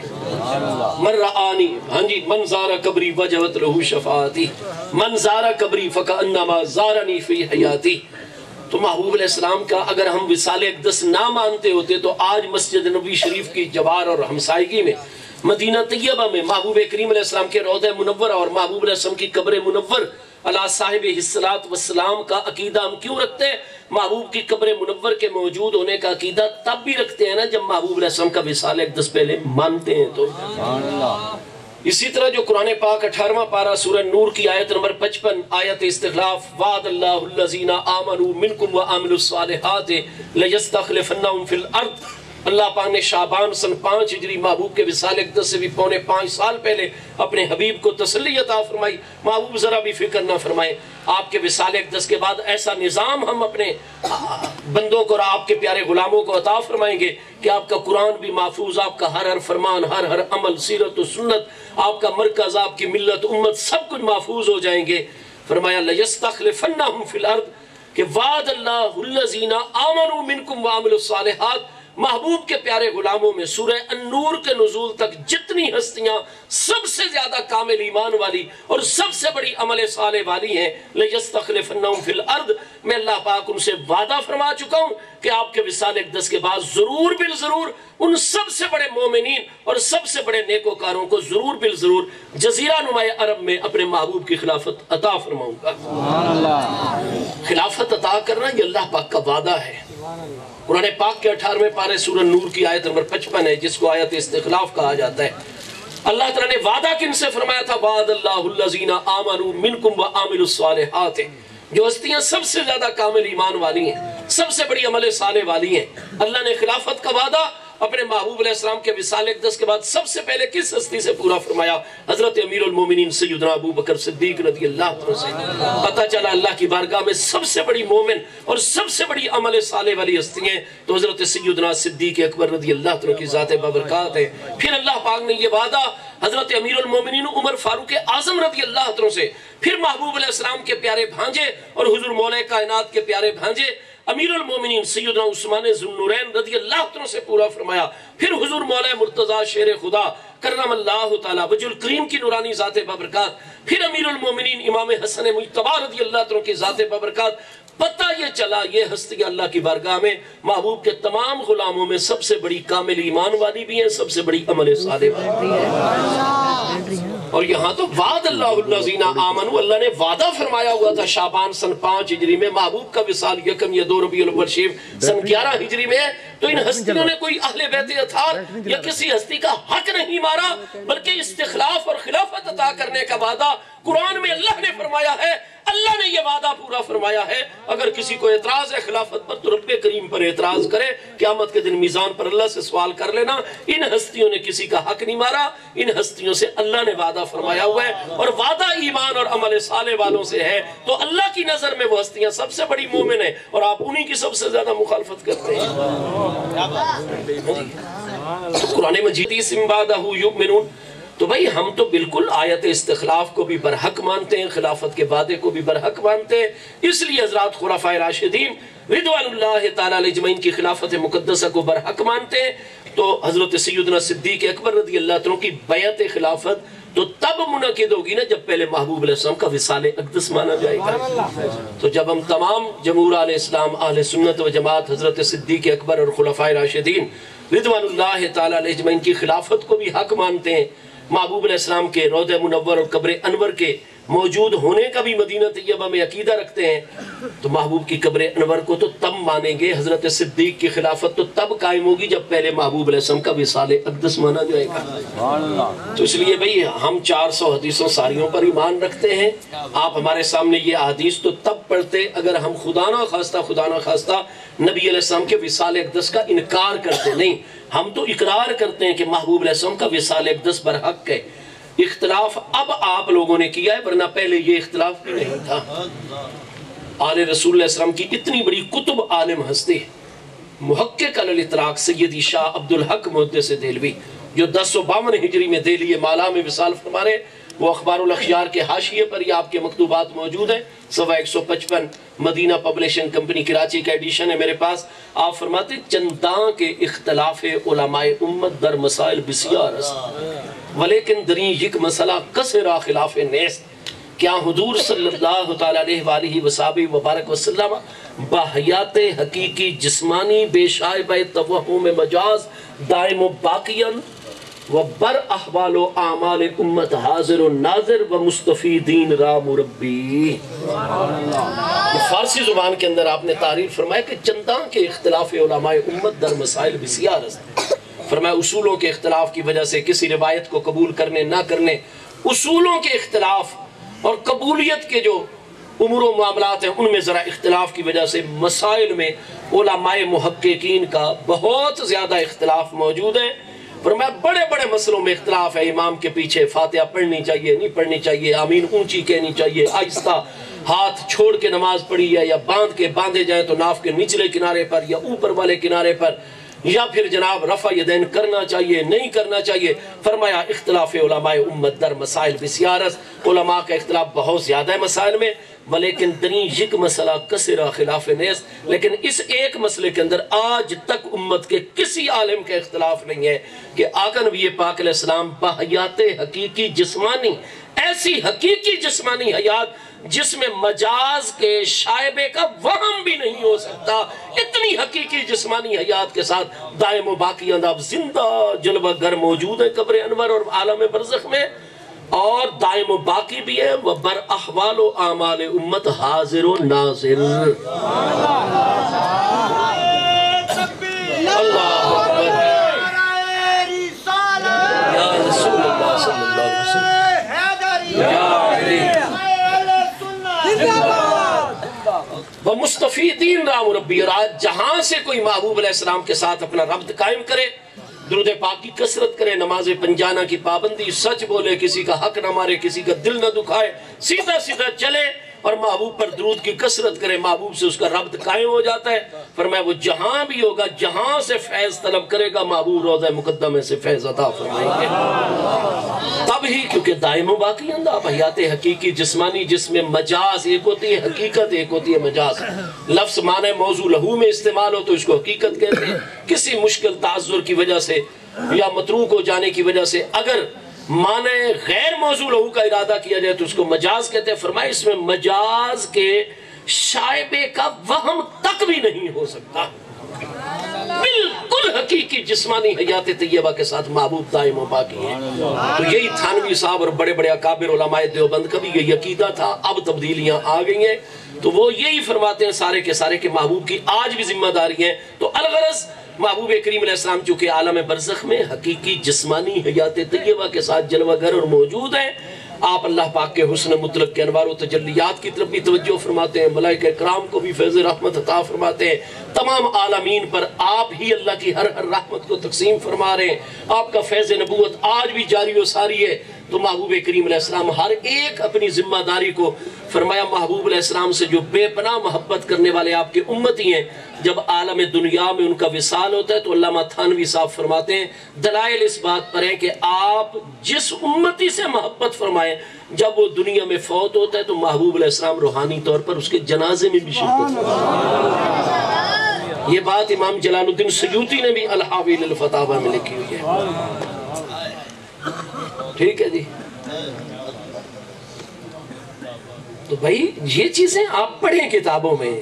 دلائل کی کیا بخاری شریف دوسری جلد صفحہ 1035 کتاب التعبیر میں سیدنا ابو ہریرہ رضی اللہ عنہ سے حدیث موجود نہیں، یہی بخاری مسلم میں صفحہ 385 پہلی جلد پر ہے، بخاری کی دوسری جلد میں محبوب علیہ السلام فرماتے ہیں من رآنی فی المنام فسیرانی فی الیقظۃ، جس نے خواب میں میرا دیدار کیا فسیرانی فی الیقظۃ، بڑی جلدی جاگتے ہوئے بھی میرا دیدار کرے گا۔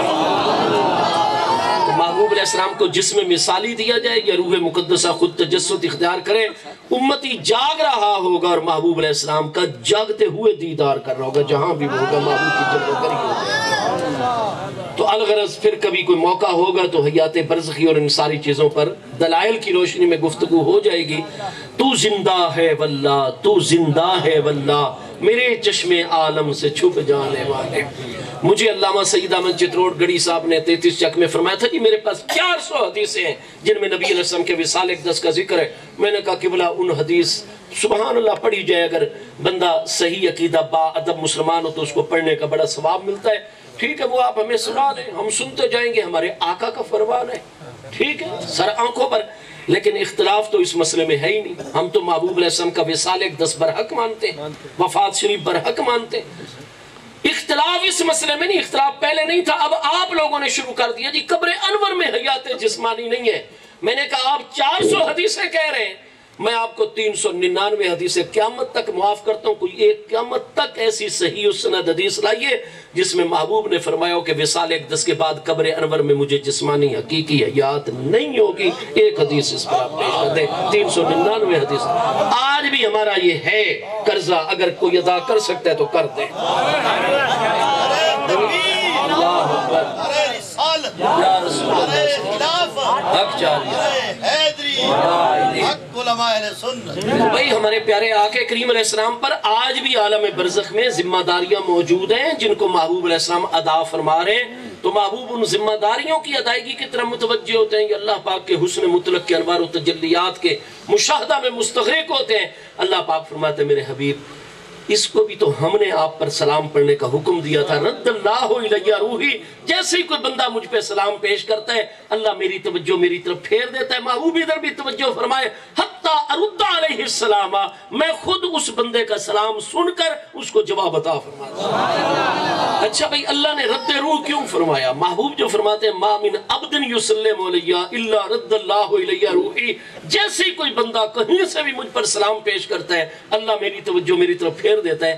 اللہ نے کیوں توجہ نبی علیہ السلام کی جانب پھیری؟ اللہ نے اس لیے توجہ پھیری نا کہ محبوب خود اس کا سلام سنے بھی صحیح اور اس کے الفاظ کے مطابق، اس کی شخصیت کے مطابق اس کو جواب، اس کی محبت عقیدت کے مطابق اس کو جواب عطا فرمائے۔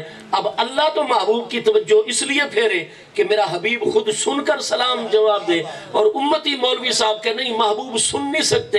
وہ بھائی اللہ نے تو توجہ پھیری اس لیے تھی کہ محبوب خود سنے اور سلام، اور تم کیسے یہ اب محبوب پر نہیں، یہ اللہ کی قدرت پر اعتراض ہوگا۔ سن کر سلام کا جواب دے، اور یہ کہ نہیں جی محبوب تو نہیں سن سکتے۔ وہ بھئی اللہ نے تو توجہ پھیری اسی لیے کہ محبوب خود سنے۔ تو اللہ چاہتا ہے میرا حبیب سنے، اور تم کہتے ہو نہیں سن سکتے دور سے، تو تم محبوب کی شان کا نہیں، تم اسی لیے اعلیٰ حضرت فرماتے ہیں تیرے در سے جو یار پھرتے ہیں در بدر یوں ہی خار پھرتے ہیں۔ اللہ کی ذات و صفات پر بھی صحیح ایمان انہی کا رہتا ہے جو شان مصطفیٰ علیہ السلام کو تسلیم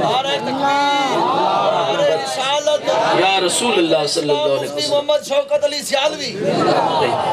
تو الغرض ہمارے کریم آقا علیہ السلام آپ کی بارگاہ میں سلام کا نذرانہ پیش کیا جائے تو محبوب کریم علیہ السلام کی ذات ببرکات سنتے بھی ہے، جواب بھی عطا فرماتے ہیں۔ تو محبوب کریم علیہ السلام فرماتے ہیں کہ ہم آسمان کے چرچرانے کی آواز کو یہاں سے سنتے ہیں، اور حق اللہ انت اتا، پھر ہماری جب توجہ ہوتی ہے نا کہ کیوں یہ چرچرایا پہلا آسمان، چھٹا، ساتواں، پانچواں، تو فرمایا ہم پر یہ منکشف ہوتا ہے، واضح ہو جاتا ہے کہ حق اللہ انت اتا، ان کا حق بنتا ہے کہ ان میں سے ایسی آواز پیدا ہو۔ کیوں؟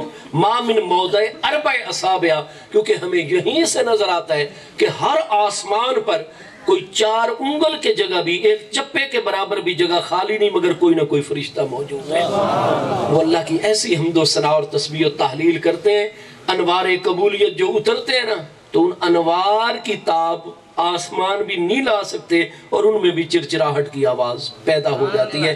اب اتنا دور سے محبوب سنتے بھی ہیں، اور دوسرا فرمائے جب ہم توجہ فرماتے ہیں تو نظر آتا ہے کہ حق بنتا ہے کہ یہ چرچرائیں، کیونکہ ما من موضع اربع اصابع، 4 انگل کے برابر بھی کوئی جگہ کسی خالی نہیں ہے کسی آسمان پر۔ پتہ چلا زمین پر جلوہ گر ہو کے محبوب توجہ فرمائے تو 7 آسمانوں کے ہر 4 انگل اور چپے چپے پر نگاہ مصطفیٰ علیہ السلام کا۔ ہمیں یہ فرشتے نظر آتے ہیں، یہ جو حافظین فرشتے اللہ پاک نے ہمارے اوپر مقرر فرمائے ہوئے ہیں، کاتبین، ٹھیک ہے، کرامن کاتبین، ہمیں نظر آتے ہیں، ہمارے اوپر ہے حجاب بشری۔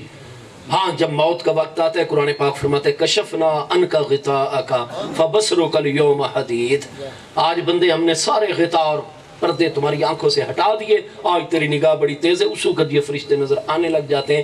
لیکن ہم عام لوگ کیونکہ ہم اتنی عبادت نہیں کرتے، اتنا ریاضت نہیں کرتے، والدین کا ادب جیسا کرنا چاہیے، اور رزق حلال کی جتنی پابندی، اگر آج ہم رزق حلال مشکوک رزق سے بھی بچ جائیں اور سچ بولیں اور والدین کا وہ ادب کریں جیسے دین نے کرنے کا حکم دیا ہے، اور عبادت اور ریاضت کی طرف آئیں، نفلی روزوں اور نفلی نماز کی طرف، تو آپ یقین کیجئے جیسے جیسے مجاہدات اور ریاضات اور عبادات شاقہ سے ہماری بشریت مغلوب ہونے جائے گی، روح کے تقاضے غالب آنے لگ جائیں گے، حجاب بشری کمزور ہو جائے گا، جو چیزیں لوگوں کو نظر نہیں آتی وہ آپ کو بھی نظر آنے لگ جائیں گی۔ ٹھیک کہتے ہیں نا جی۔ تو اب معاملہ یہ ہے، ہم عام لوگوں کو یہ فرشتے نہیں نظر آتے، ہاں حضور غزالی زمان جیسی ہستیوں کو نظر آتے ہیں، قبل عالم سیدنا پیر مہر علی شاہ صاحب جیسی ہستیوں کو، حضور پیر پٹھان سیدنا شاہ سلیمان توسوی غریب نواز جیسی ہست، شیخ الاسلام غوث العالمین سیدنا بہاء الحق والدین زکریا ملتانی قدس سر العزیز جیسی ہستیوں کو نظر آتے ہیں۔ گزارش یہ ہے ہمیں یہ فرشتے نہیں نظر آتے، اور محبوب 85-100 سال سے آگے ہر 4 انگل پر موجود فرشتے کو بھی اپنی نگاہوں سے دیکھ رہے ہیں۔ محبوب کی نگاہ اقدس کا یہ عالم ہے، اور محبوب کے دل مبارک میں، آخری بات، دل مبارک میں بھی آنکھیں ہیں۔ آپ احادیث معراج پڑھیں گے تو صحیح اسناد سے آپ کو نظر آئے گا کہ جب 4تھی مرتبہ محبوب علیہ السلام کا شق صدر مبارک، تو حضرت سیدنا جبریل علیہ السلام میکائیل علیہ السلام کو فرما رہے ہیں لہو قلب سدید، پیارے محبوب علیہ السلام کا ذرا دل مبارک تو دیکھیے، کتنا عظیم بے مثل و بے مثال دل مبارک ہے محبوب علیہ السلام کا۔ فیہ عینان تبصران ولہو اذنان یسمعان، محبوب علیہ السلام کے دل مبارک میں 2 آنکھیں ہیں جو ہر وقت دیکھ رہی ہیں، اور دل مبارک میں 2 کان ہیں جو ہر وقت سن رہے ہیں۔ اور شاہد اور شہید کس ہستی کو کہا جاتا ہے؟ الشاہد والشہید مشتق من الشہادت والشہود وہو الحضور مع المشاہدت اما بالبصر او بالبصیرت۔ شاہد و شہید وہ ہستی ہے جو اپنی ذات بابرکات حقیقی مقدسہ کے ساتھ تو ایک وقت میں جہاں بھی ہوں، ایک وقت میں ایک مقام پر جلوہ گر ہوں، لیکن ایک مقام پر جلوہ گر ہو کر جب چاہیں بالبصر اپنے سر انور کی مبارک آنکھوں سے بھی دیکھ سکیں، او بالبصیرت اور جب چاہیں دل مبارک کی آنکھوں سے بھی۔ لہذا انا ارسلناک شاہدن کا معنی ہے اے میرے پیارے محبوب علیہ السلام، ہم نے آپ کو تمام کے تمام عالمین کے لیے یہ شان عطا کر کے بھیجا کہ محبوب جہاں بھی ہوں گے جسم مقدس اور ذات بابرکات حقیقی بشری مقدس کے ساتھ آپ ایک وقت میں ایک مقام پر ہوں گے، لیکن محبوب اپنی تمام ذمہ داری پر سارے عالمین پر ایک جگہ ہوتے ہوئے بھی جب بھی آپ کا جی چاہے گا سر انور کی آنکھوں سے بھی مشاہدہ فرما لیں گے، دل مبارک کی آنکھوں سے بھی مشاہدہ فرما لیں گے۔ اس لیے مسئلہ حاضر و ناظر یہی ہے کہ ہم آقا کریم علیہ السلام کو قبر منور اور عالم برزخ میں بالکل حقیقی جسمانی حیات طیبہ کے ساتھ آج بھی زندہ مانتے ہیں۔ محبوب علیہ السلام کی جیسے نبوت اور رسالت جاری ہے، اسی طرح آپ کی تمام صفات آج بھی آپ کے پاس موجود ہیں۔ اللہ کے ولی کا مقام وفات کے ذریعے ختم نہیں ہوتا تو اللہ کے پیارے نبی اور سید الانبیاء والرسل کا مقام کیسے ختم ہو جائے گا؟ کیا آخری پارے سورۃ الفجر کی آخری 4 آیات بینات میں وفات کے وقت بندہ مومن کو نہیں کہا جاتا یا ایتھا النفس المطمئنہ ارجعی الی ربک راضیۃ مرضیہ؟ ہاں جی، تو جب اللہ کے ولی کا وفات کے ذریعے مقام نہیں ختم ہوتا تو محبوب تو خاتم النبیین، آپ کی نبوت اور رسالت تو ہمیشہ، آپ کی شریعت بھی ہمیشہ کے لیے، اور آپ کی نبوت اور رسالت تو آفاقی ہے، سارے عالمین کو گھیرے میں لیا ہوا ہے۔ آج بھی آپ نبوت اور رسالت کی ذمہ داریاں ادا فرما رہے ہیں۔ تو میرے دوستو، اسی لیے محبوب علیہ السلام کے وصال اقدس کو آج 1434 سال ہو چکے، ہاں جی، آج 1445 ہے، 11 ہجری میں آپ کا وصال اقدس ہے، 45 میں سے 11 نکالے باقی 34، تو یہ جو یکم یا 2 ربیع الاول شریف گزرا ہے، اس میں محبوب علیہ السلام کے وصال اقدس کو 1434 سال ہو گئے، لیکن آج بھی آپ اللہ پاک نے اسی لیے جملہ اسمیہ میں کلمہ طیبہ عطا فرمایا ہوا ہے، ٹھیک ہے؟ لا الہ الا اللہ محمد الرسول اللہ صلی اللہ علیہ وسلم، اللہ کے سوا کوئی عبادت کے لائق نہیں، محمد الرسول اللہ، اور محمد بن عبداللہ علیہ السلام اللہ کے رسول تھے۔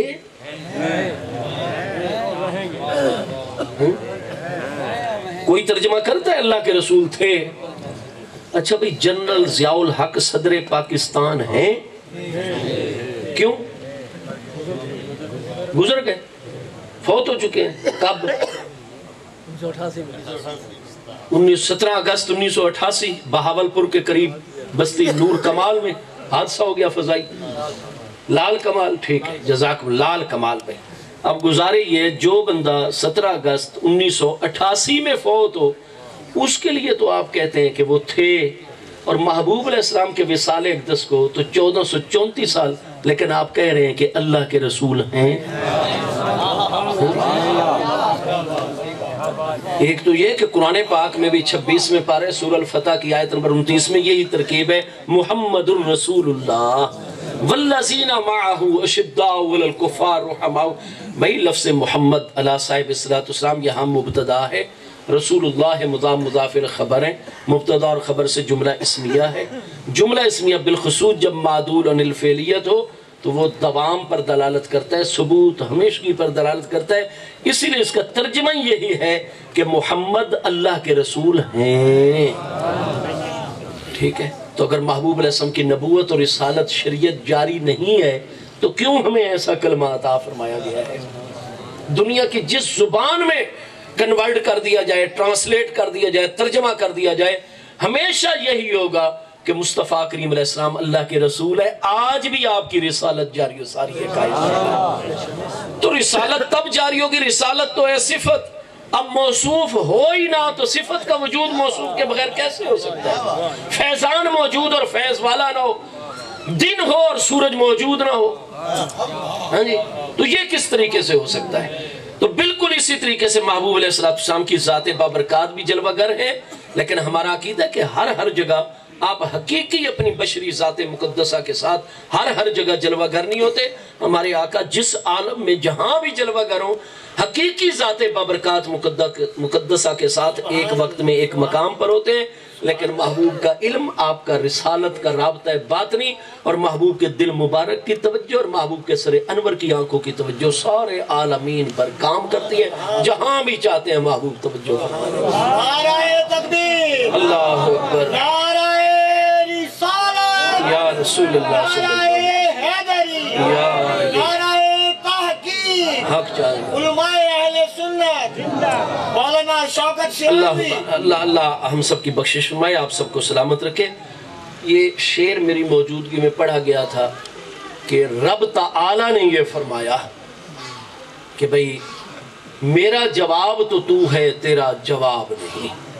یہ سنا تھا آپ لوگوں نے کلام؟ اب پہلی بات یہ ہے کہ رب نے فرمایا، تو رب تعالیٰ فرمائے گا تو یا وحی جلی میں ہوگا یا وحی خفی میں ہوگا۔ عام لوگوں کو تو اللہ کلام قرآن پاک میں ما کان لبشر ان یکلمہ اللہ، عام بشر سے تو اللہ کلام فرماتے نہیں، نہ عام بشر اللہ سے کلام فرما سکتا، ٹھیک ہے جی؟ تو اب محبوب کے ذریعے اگر وحی جلی آئی ہے محبوب علیہ السلام پر ذریعہ جبریل، تو پھر الحم سے لے کر بناس تک ہمیں قرآن پاک میں کوئی آیت ایسی سامنے آنی چاہیے جس میں اللہ پاک نے فرمایا ہو کہ میرا جواب تو میرا محبوب ہے پر میرے محبوب کا جواب کوئی نہیں ہے. یہ بات ہے کہیں پورے قرآن میں؟ آپ افاضل علماء نے کہیں پڑھی ہے قرآن پاک؟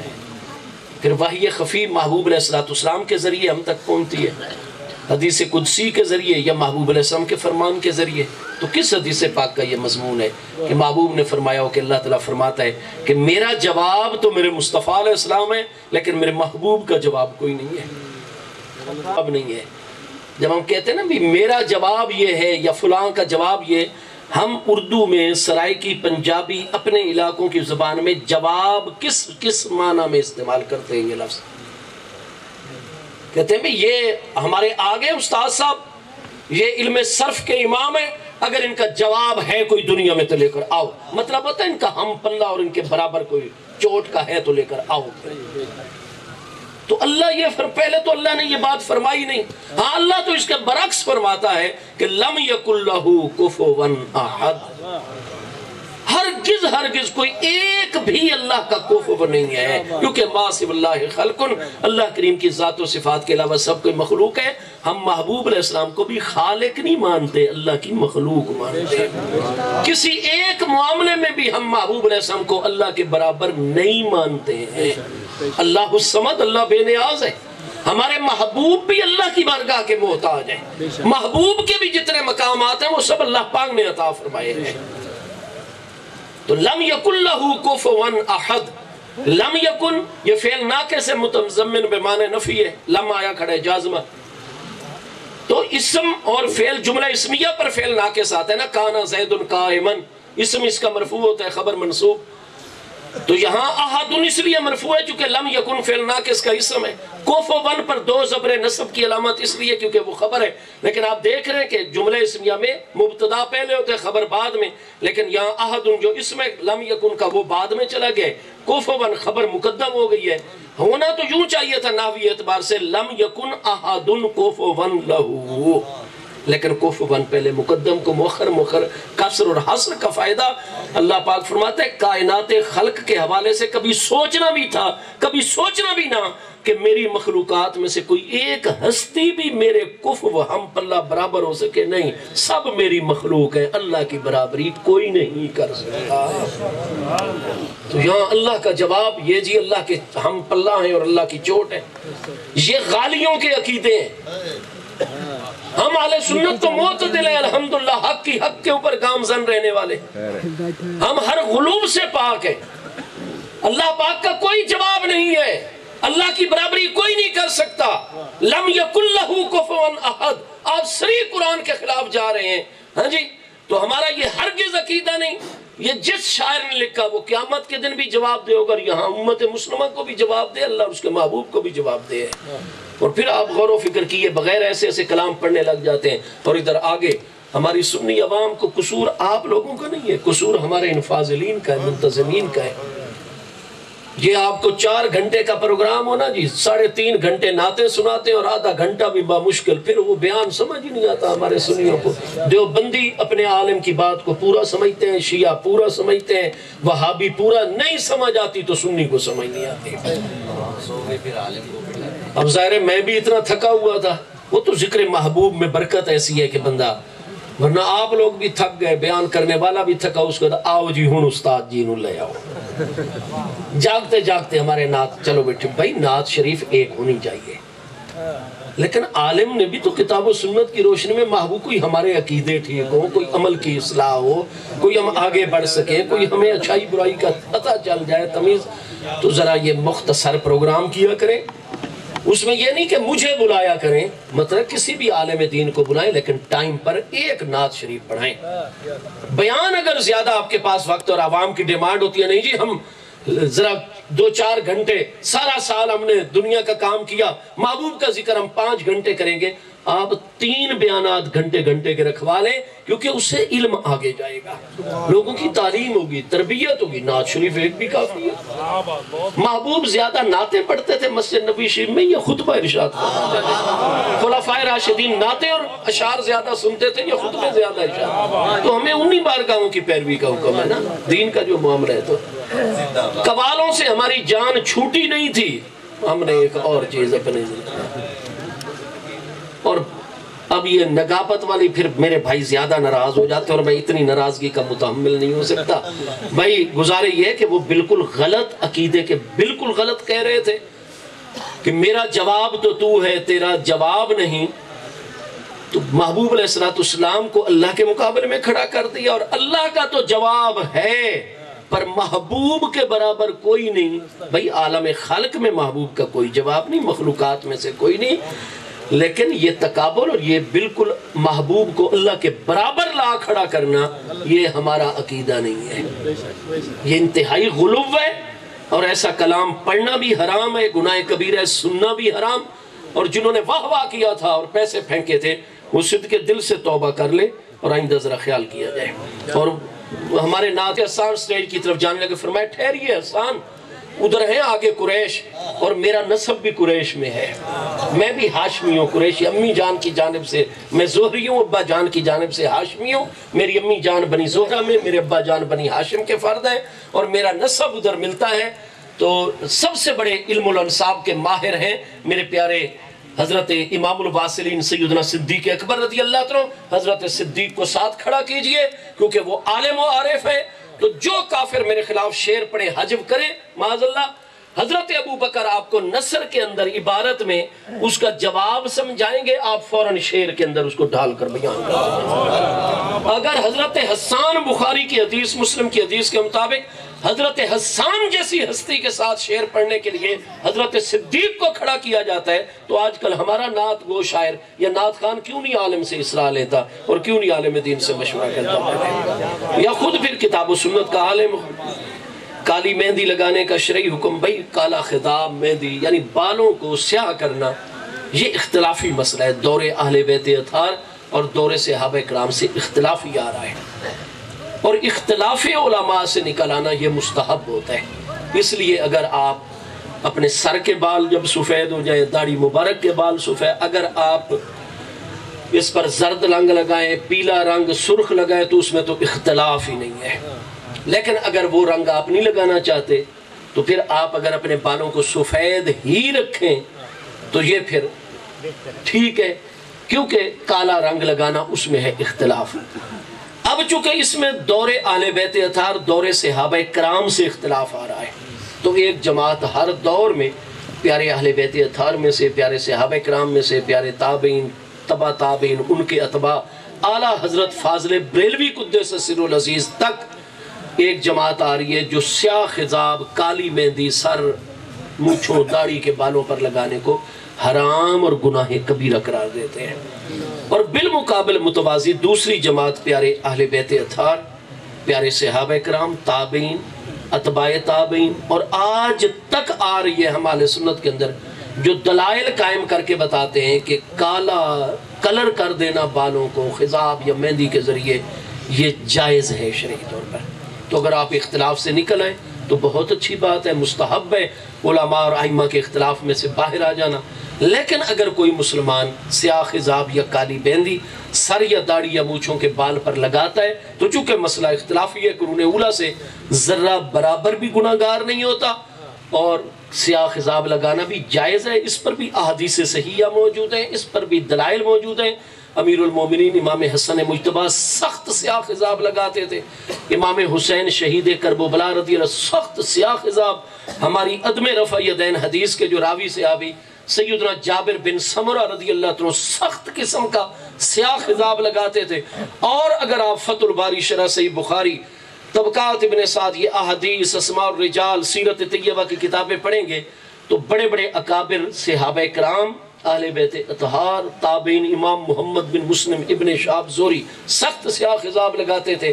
تو ہر دور کے اندر جو ہے وہ آپ کو علماء نظر آئیں گے، ادھر بھی علماء ہیں ادھر بھی علماء ہیں، آدھا ہے اور گناہگار بھی نہیں ہے، نہ اس کی تدلیل ہو سکتی ہے نہ اس کی تفسیق ہو سکتی ہے۔ اس لیے بڑے بڑے اکابر علماء کو آپ نے دیکھا ہوگا، استاذ الکل علامہ عطا محمد بندیالوی صاحب رحمۃ اللہ تعالی علیہ، آپ جس اپنے شاگرد کی داڑھی کو سفید دیکھتے فرماتے کیوں نہیں سیاہ خضاب کیوں نہیں کرتے ہو، جوان نظر آؤ۔ حضور میں نے تو اعلیٰ حضرت کی کتاب پڑھی ہے، فرماتے ہیں بھئی آپ کی تحقیق سبحان اللہ سر آنکھوں پر، لیکن یہ بھی تو تحقیق سامنے ہے۔ تو اس لیے جیسے امام اعظم ابو حنیفہ رضی اللہ عنہ کے کئی مسائل جو ہیں فتویٰ آپ کے شاگردوں کے قول پر ہے، ورنہ تو امام اعظم ابو حنیفہ ہمارے امام ہے نا جی۔ لیکن جب دلیل کا معاملہ آیا ہے یا مسئلہ ایسی نوعیت کا ہو گئے تو اب ہم 8 بلکہ کیا کرتے ہیں 9 ذی الحج کی نماز فجر سے تکبیرات تشریق شروع کرتے ہیں اور 13 کی نماز عصر تک پڑھتے رہتے ہیں۔ حالانکہ قرآن پاک آقا علیہ السلام سے بھی بڑی دلیل ہے، اپنی اصلاح کے لیے پوچھ رہا ہوں حضور۔ بہت اچھی بات ہے، آپ کے ذہن میں سوال پیدا ہوا ماشاءاللہ اور آپ نے سوال کر دیا۔ قرآن مجید فرقان حمید کی ہیں 2 حیثیتیں۔ پہلی حیثیت میں وہ اللہ پاک کا پیارا کلام ہے۔ اللہ تعالیٰ کی مبارک صفات کی ہیں 2 قسمیں، صفات ذاتیہ، صفات فعلیہ۔ صفات ذاتیہ وجود، حیات، علم، ارادہ، کلام، سمع، بصر، ٹھیک ہے جی، تو یہ ہیں صفات ذاتیہ۔ باقی اس کا رزاق ہونا، ممیت ہونا، محیی، یہ صفات فعلیہ ہیں۔ اب یہ جو ہے جناب کلام، یہ اللہ پاک کی 7 صفات ذاتیہ میں سے، قرآن پاک اللہ کا کلام ہے۔ کلام الہی ہونے کے ناطے سے وہ اللہ پاک کی مبارک صفت ہے، صفات مبارکہ میں سے۔ اللہ تعالیٰ کی جملہ صفات اللہ کی جملہ مخلوقات سے افضل و اعلیٰ ہیں۔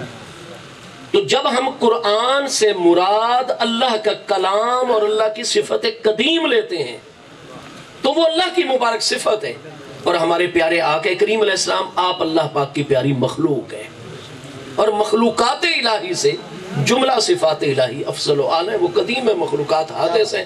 تو اگر آپ قرآن سے مراد اللہ کا کلام، اللہ کی صفت قدیم لیں تو پھر قرآن افضل ہے، ہمارے محبوب مفضول ہے۔ اور اگر قرآن سے مراد آپ صرف یہ جو اوپر حروف لکھے ہوتے ہیں نقش کی صورت میں الف لام را، یہ روشنائی سے لکھا گیا ہے، کاغذ کے اوپر لکھا گیا ہے، روشنائی انک جس کو کہتے ہیں INK انک، ٹھیک ہے، روشنائی جس کو عام لوگ سیاہی کہتے ہیں، میں ادب کی وجہ سے روشنائی کہہ رہا ہوں، سیاہی نہیں کہہ رہا۔ اب وہ انک اور روشنائی ہے، وہ کاغذ ہے، وہ نقش ہے۔ اگر قرآن سے مراد یہ ہے تو یہ سارا کاغذ بھی مخلوق، دونوں گتے جن کے اندر وہ مجلد ہے، یہ سارا کچھ بھی مخلوق، اور میرے آقا بھی مخلوق، لیکن مخلوقات میں افضل و اعلیٰ میرے مصطفیٰ علیہ السلام ہے۔ تو قرآن سے مراد اگر یہ کاغذ ہو، یہ لکھا ہوا، تو اس میں محبوب افضل ہیں، یہ مفضول ہے، اور قرآن سے مراد اگر کلام الہی صفت ہے تو پھر قرآن افضل ہے، محبوب علیہ السلام مفضول ہے۔ تو بھئی آپ نے کہا کہ کیا مصطفیٰ علیہ السلام، تو عالم خلق میں محبوب سے بڑی کوئی دلیل نہیں ہے۔ ہاں صفات الہی میں جو کلام کی صورت میں ظاہر ہو رہی ہیں، قرآن سے بڑی کوئی دلیل نہیں ہے۔ نمان پر ہمارا فتویٰ یعنی امام اعظم ابو حنیفہ اور ہمارے ائمہ احناف کا، حضور مولا کائنات کا فرمان صحیح سند سے مصنف ابن ابی شیبہ اور کتنی حدیث کی کتاب موجود ہے کہ لل جمعۃ ولل عیدین الا فی مصر جامع، جمعہ وہیں واجب ہوگا، عیدین وہیں واجب ہوں گی جو مصر جامع ہوگا۔ مصر کہتے ہیں شہر کو، شہر بھی ہو اور اس کے ساتھ ساتھ جامع ہو۔ اب شہر تو بہت سارے ہوتے ہیں لیکن جامع شہر وہ ہوتا ہے شریعت کی نظر میں جس میں 3 چیزیں بیک وقت پائی جائے۔ نمبر 1 آبادی کثیرہ، کہ اس کے متعدد کوچے ہوں، گلیاں ہوں، اور کم از کم بھی کوئی 200 مسلمان، چونکہ اس دور کے جو شہر ہیں جن میں یہ شرائط ہوتی تھی تو کم از کم کوئی 200 گھرانہ مسلمانوں کا آباد ہو وہاں، متعدد اس کے گلیاں بازار کوچے۔ یہ پہلی شرط ہو گئی جس کو آبادی کثیرہ کہا جاتا ہے۔ دوسری شرط وہاں جمعہ آئے گا جہاں پر جناب اتنی بڑی مارکیٹ موجود ہوگی کہ رات کو 3 بجے شدید سردی میں، رات کو گرمی میں، دوپہر میں، دن کے وقت آپ کا کوئی مہمان آ جائے، آپ کو جس بنیادی ضرورت کی چیز کی ضرورت ہو فوراً آپ کو مقامی مارکیٹ سے مل جائے۔ تو اتنی بڑی مارکیٹ کا ہونا جو 24 گھنٹے وہاں سے چیز فراہم ہو سکے، یہ ہے دوسری شرط، تب وہ مصر جامع، شہر جامع بنے گا۔ تیسری یہ ہے کہ وہاں گورنمنٹ کی جانب سے کم از کم درجے کا فیصلہ کرنے والا میجسٹریٹ ہوتا ہے، وہ میجسٹریٹ صاحب وہاں موجود ہونا چاہیے کہ لوگ مجرمین کو پکڑ کر، یعنی پولیس کے لوگ اس کو پکڑ کر لاتے ہوں، قانون نافذ کرنے والے ادارے کے جوان، ٹھیک ہے، اور میجسٹریٹ صاحب سماعت کرتے ہوں، اور اس کے بعد جو ہے وہ باقاعدہ مجرم یعنی ملزم جس کا پھر جرم ثابت ہو جائے مجرم بن جائے اس کو باقاعدہ سزا کا وہ اعلان کرتے اور سزائیں نافذ ہو جاتی ہیں اور میجسٹریٹ کے احکام وہاں نافذ کر دیے جاتے ہوں قانون نافذ کرنے والے اداروں کی مدد اور ذریعے سے. تو وہ کم از کم ہوتا ہے تحصیل لیول پر ہمارا ملک کا قانون ہے کہ میجسٹریٹ صاحب بٹھائے جاتے ہیں ان کی عدالت ہوتی ہے. ٹھیک ہو گیا جی. تو اب جب تک تحصیل لیول کا کوئی شہر نہیں ہوگا تحصیل صدر مقام نہیں ہوگا جہاں میجسٹریٹ صاحب پولیس کا نظام اے سی صاحب ہمارے فوجداری مقدمات آئیں یا دیوانی کیسز آئیں سنے جاتے ہوں ان کی سماعت ہوتی ہو فیصلہ کیا جاتا اور فیصلہ نافذ کروا دیتی ہو گورنمنٹ. تو یہ ہو گئی تیسری شرط. ان 3 شرطوں میں سے اگر ایک شرط بھی نہ پائی جائے وہاں جمعہ واجب نہیں ہوتا وہاں ظہر کی نماز فرض ہوتی ہے. تو آپ جو گاؤں دیہاتوں میں جگہ جگہ جمعہ شروع کروا دیتے ہیں لوگ آ کر جمعہ پڑھتے ہیں جمعہ واجب نہیں تھا اس کی جگہ تو 4 فرض ظہر کے تھے. وہ ظہر جو عین فرض ہے جس کے موجود ہونے میں ذرا بھی اختلاف نہیں ہے وہ ظہر چھوڑی جا رہی ہے اور جمعہ اس کی جگہ پڑھا جا رہا ہے جو واجب ہی نہیں ہے. اس لیے جب تک کوئی اپنے علاقے کا بڑا عالم 20-25 سال جس کو فتویٰ لکھتے ہو گئے ہوں اس کو اپنے علاقے کا وزٹ کروایا کریں.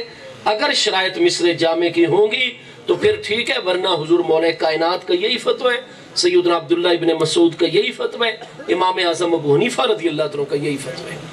اب ہوا یہ ہے کہ جب انگریزوں کا یہ دور آیا ہے تو جب استادوں نے حکم دیا تھا استاذ مولانا خادم حسین رضوی صاحب رحمۃ اللہ علیہ کو وہاں تدریس کرنے کا آپ اس وقت بالکل ٹھیک تھے باقی بعد میں ایکسیڈنٹ ہوا تھا جس میں آپ معذور ہو گئے تھے اس وقت تو بالکل آپ ٹھیک تھے. تو جس وقت انہوں نے فیض ہال جامع نظامیہ لاہور میں صرف پڑھانا شروع کیا تھا میں اس وقت جامع نظامیہ میں فائنل ایئر میں تھا آخری سال کی کتابیں پڑھ رہا تھا. تو میں نے ان سے سبق کوئی نہیں پڑھا لیکن وہ میرے اساتذہ کرام کی طرح کیونکہ جب میں وہاں طالب العلم تھا وہ استاذ کے منصب پر اس لیے ہم ہمیشہ آپ کی قدم بوسی کرتے تھے آپ کے جب بھی جاتے تھے جامع نظامیہ ہاتھ مبارک چومتے تھے. کئی طلباء جو اس بیج میں تھے وہ گواہی دیں گے آپ ہدایہ شریف پڑھا رہے تھے اور میں مولانا فیاض قادری صاحب لاہور کے ان کے ساتھ جب حاضر ہوا استادوں کی خدمت میں فوراً استادوں نے چاہے اور فرمایا کہ یہ آ گیا ہے میاں صاحب اور یہی اب ہدایہ شریف کا جہاں سے روکا ہے میں استاد صاحب ساتھ تشریف فرماؤ گے سرپرستی فرمانے اور مجھے فرمایا ہدایہ شریف کا آگے سبق پڑھے اور میں نے پھر پڑھایا سبق کیونکہ میں نے استادوں سے ہی پڑھا ہوا تھا سب ان کا فیض ہے. تو اتنی نظر کرم فرماتے تھے اتنی شفقت وہ ہمارے استاذ ہی ہیں گویا کے. لیکن یہ چیز چونکہ دین کا ایک اہم معاملہ ہے آپ جذبات میں نہ آئیں. میرے یہ ساری باتیں ریکارڈ ہو رہی ہیں آپ ان کو علماء کی خدمت میں پیش کریں جو میرے فاضل بھائی ہیں خود تحقیق کریں. اس کی سند انتہائی مخدوش ہے اس لیے محبوب کی طرف نسبت کرنے سے پہلے غور کرنا چاہیے. نعرہ اس کو اس لیے آج تک عوامی نہیں بنایا گیا کیونکہ پھر عوام قانون ہاتھ میں لے لیتے ہیں اور قانون نافذ کرنا یہ ریاست کا کام ہے. کل جب ہماری تحریک لبیک اللہ کی رحمت سے برسر اقتدار آ گئی اور میں نے بھی اگر کوئی ایسا ویسا کام کیا تو یہ سب سے پہلے مجھے پکڑ کر جیل میں ڈالیں گے اور کہیں گے جی قانون نافذ کرنا ریاست کی ذمہ داری ہے یا تجھ مولوی کی ذمہ داری ہے تو عوام میں سے. کیونکہ اگر میں قانون نافذ کروں گا یہ کہیں گے نقص امن پیدا ہو رہا ہے اور ریاست کا پہلا فریضہ ہی ہوتا ہے کہ عوام میں امن قائم رکھنا ہے ریاست میں امن قائم رکھنا ہے. بڑے بڑے علماء پر زبان بندی ہے کتاب الحجر ہوتی ہے جناب اس میں فقہ کی کتابوں کے اندر امام اعظم ابو حنیفہ علیہ رحمت سے اماں جی نے ان کی والدہ محترمہ نے مسئلہ پوچھا. آپ نے فرمایا اماں جی میں آپ کو ساتھ لے چلتا ہوں اپنے بڑے شاگرد جو یعقوب بن ابراہیم انصاری ابو یوسف ہے مجھے ان کے علم پر بڑا اعتماد ہے وہ بڑے فقیہ ہیں. ایک مرتبہ عصر کا ٹائم لیٹ ہو رہا تھا اور امام ابو یوسف کو امام اعظم نے فرمایا جماعت کرائیں. انہوں نے صرف جو ارکان نماز تھے فرائض وہی پڑھائے اور سلام پھروا دیا. تو آپ نے یہ نہیں فرمایا کہ تم نے تسبیحات درمیان میں اور وہ چیزیں سنت اور مستحب آپ نے فرمایا ٹائم تھوڑا تھا. یا ابا یوسف سرتا فقیہن آج میں اللہ کا شکر ادا کرتا ہوں تو واقعی فقیہ بن گیا ہے. تو نے وقت کے اندر نماز پڑھا دی بڑی تیزی سے ارکان اور فرائض اور واجبات ادا کیے اور تم نے سنتیں چھوڑ دی مستحبات چھوڑ دیے نماز کے اور وقت کے اندر اندر آپ نے نماز کی امامت پوری 4 رکعت کروا دی. اب تو فقیہ بن گیا ہے، تیری ہر چیز پر، شریعت کے معاملات پر پوری نظر ہے۔ تو فرمایا اماں جی مجھے ان کے علم پر اعتماد ہے۔ اب اماں جی ساتھ آپ کو سوار کر کے لے گئے، قاضی ابو یوسف صاحب مجسمہ ادب و نیاز، حضور استاد صاحب جی، اماں جی نے مسئلہ پوچھا، انہوں نے جواب دیا۔ امام اعظم نے فرمایا بالکل میں تصدیق کرتا ہوں، جواب اسی طرح۔ گھر آ گئے، اماں جی نے فرمایا میرے پیارے بیٹے نعمان بن ثابت ابو حنیفہ وہ تیرا شاگرد ہے، مسئلہ جب تجھے علم میں تھا تو نے تصدیق بھی کیوں مجھے گھر میں کیوں نہیں بتا دیا؟ فرمایا اماں جی اس وقت جو بنو عباس کا حکمران ہے نا، اس نے مجھ پر حجر وارد کیا ہوا ہے، اس نے مجھے منع کیا ہوا ہے، پابندی ہے کہ میں نے کسی کو مسئلہ نہیں بتانا۔ حالانکہ وہ جابر حکمران تھے، امام اعظم ان کے خلاف فتوے دے دیتے تھے۔ تو فرمایا وہ چونکہ قانون نے مجھے روکا ہوا ہے، جب تک ادھر سے اجازت نہیں آئے گی تاکہ نقص امن پیدا نہ ہو، خلل نہ پیدا ہو، ہاں جی، ہم ان کے جو حقوق ہیں وہ پورے کر دیں، اپنے حقوق ہم اللہ پاک سے لے لیں گے قیامت والے دن۔ ریاست کا نظام چلتا رہے، اس میں نقص وغیرہ نہ پیدا ہو، انتشار، ایجیٹیشن، معاشرے میں کمزوری نہ پیدا ہو۔ تو الغرض میں گزارش یہ کروں گا کہ بھائی اس کو محبوب کے الفاظ قرار دینے کی طرف یقین تو کیا گمان غالب بھی نہیں جاتا، ایک وہم اور شک سا ہے، اور جو وہم اور شک اس کو آپ، لیکن آج کل کچھ معاملات پوری دنیا میں ایسے ہوئے کھڑے ہیں کہ اللہم صلی وسلم وبارک علی سیدنا محمد وعلی آلہ وسلم ربنا تقبل منا انک انت السمیع العلیم وتب علینا انک انت التواب الرحیم وصلی اللہ تعالی علی خیر خلقہ سیدنا مولانا محمد وعلی آلہ وسلم برحمتک یا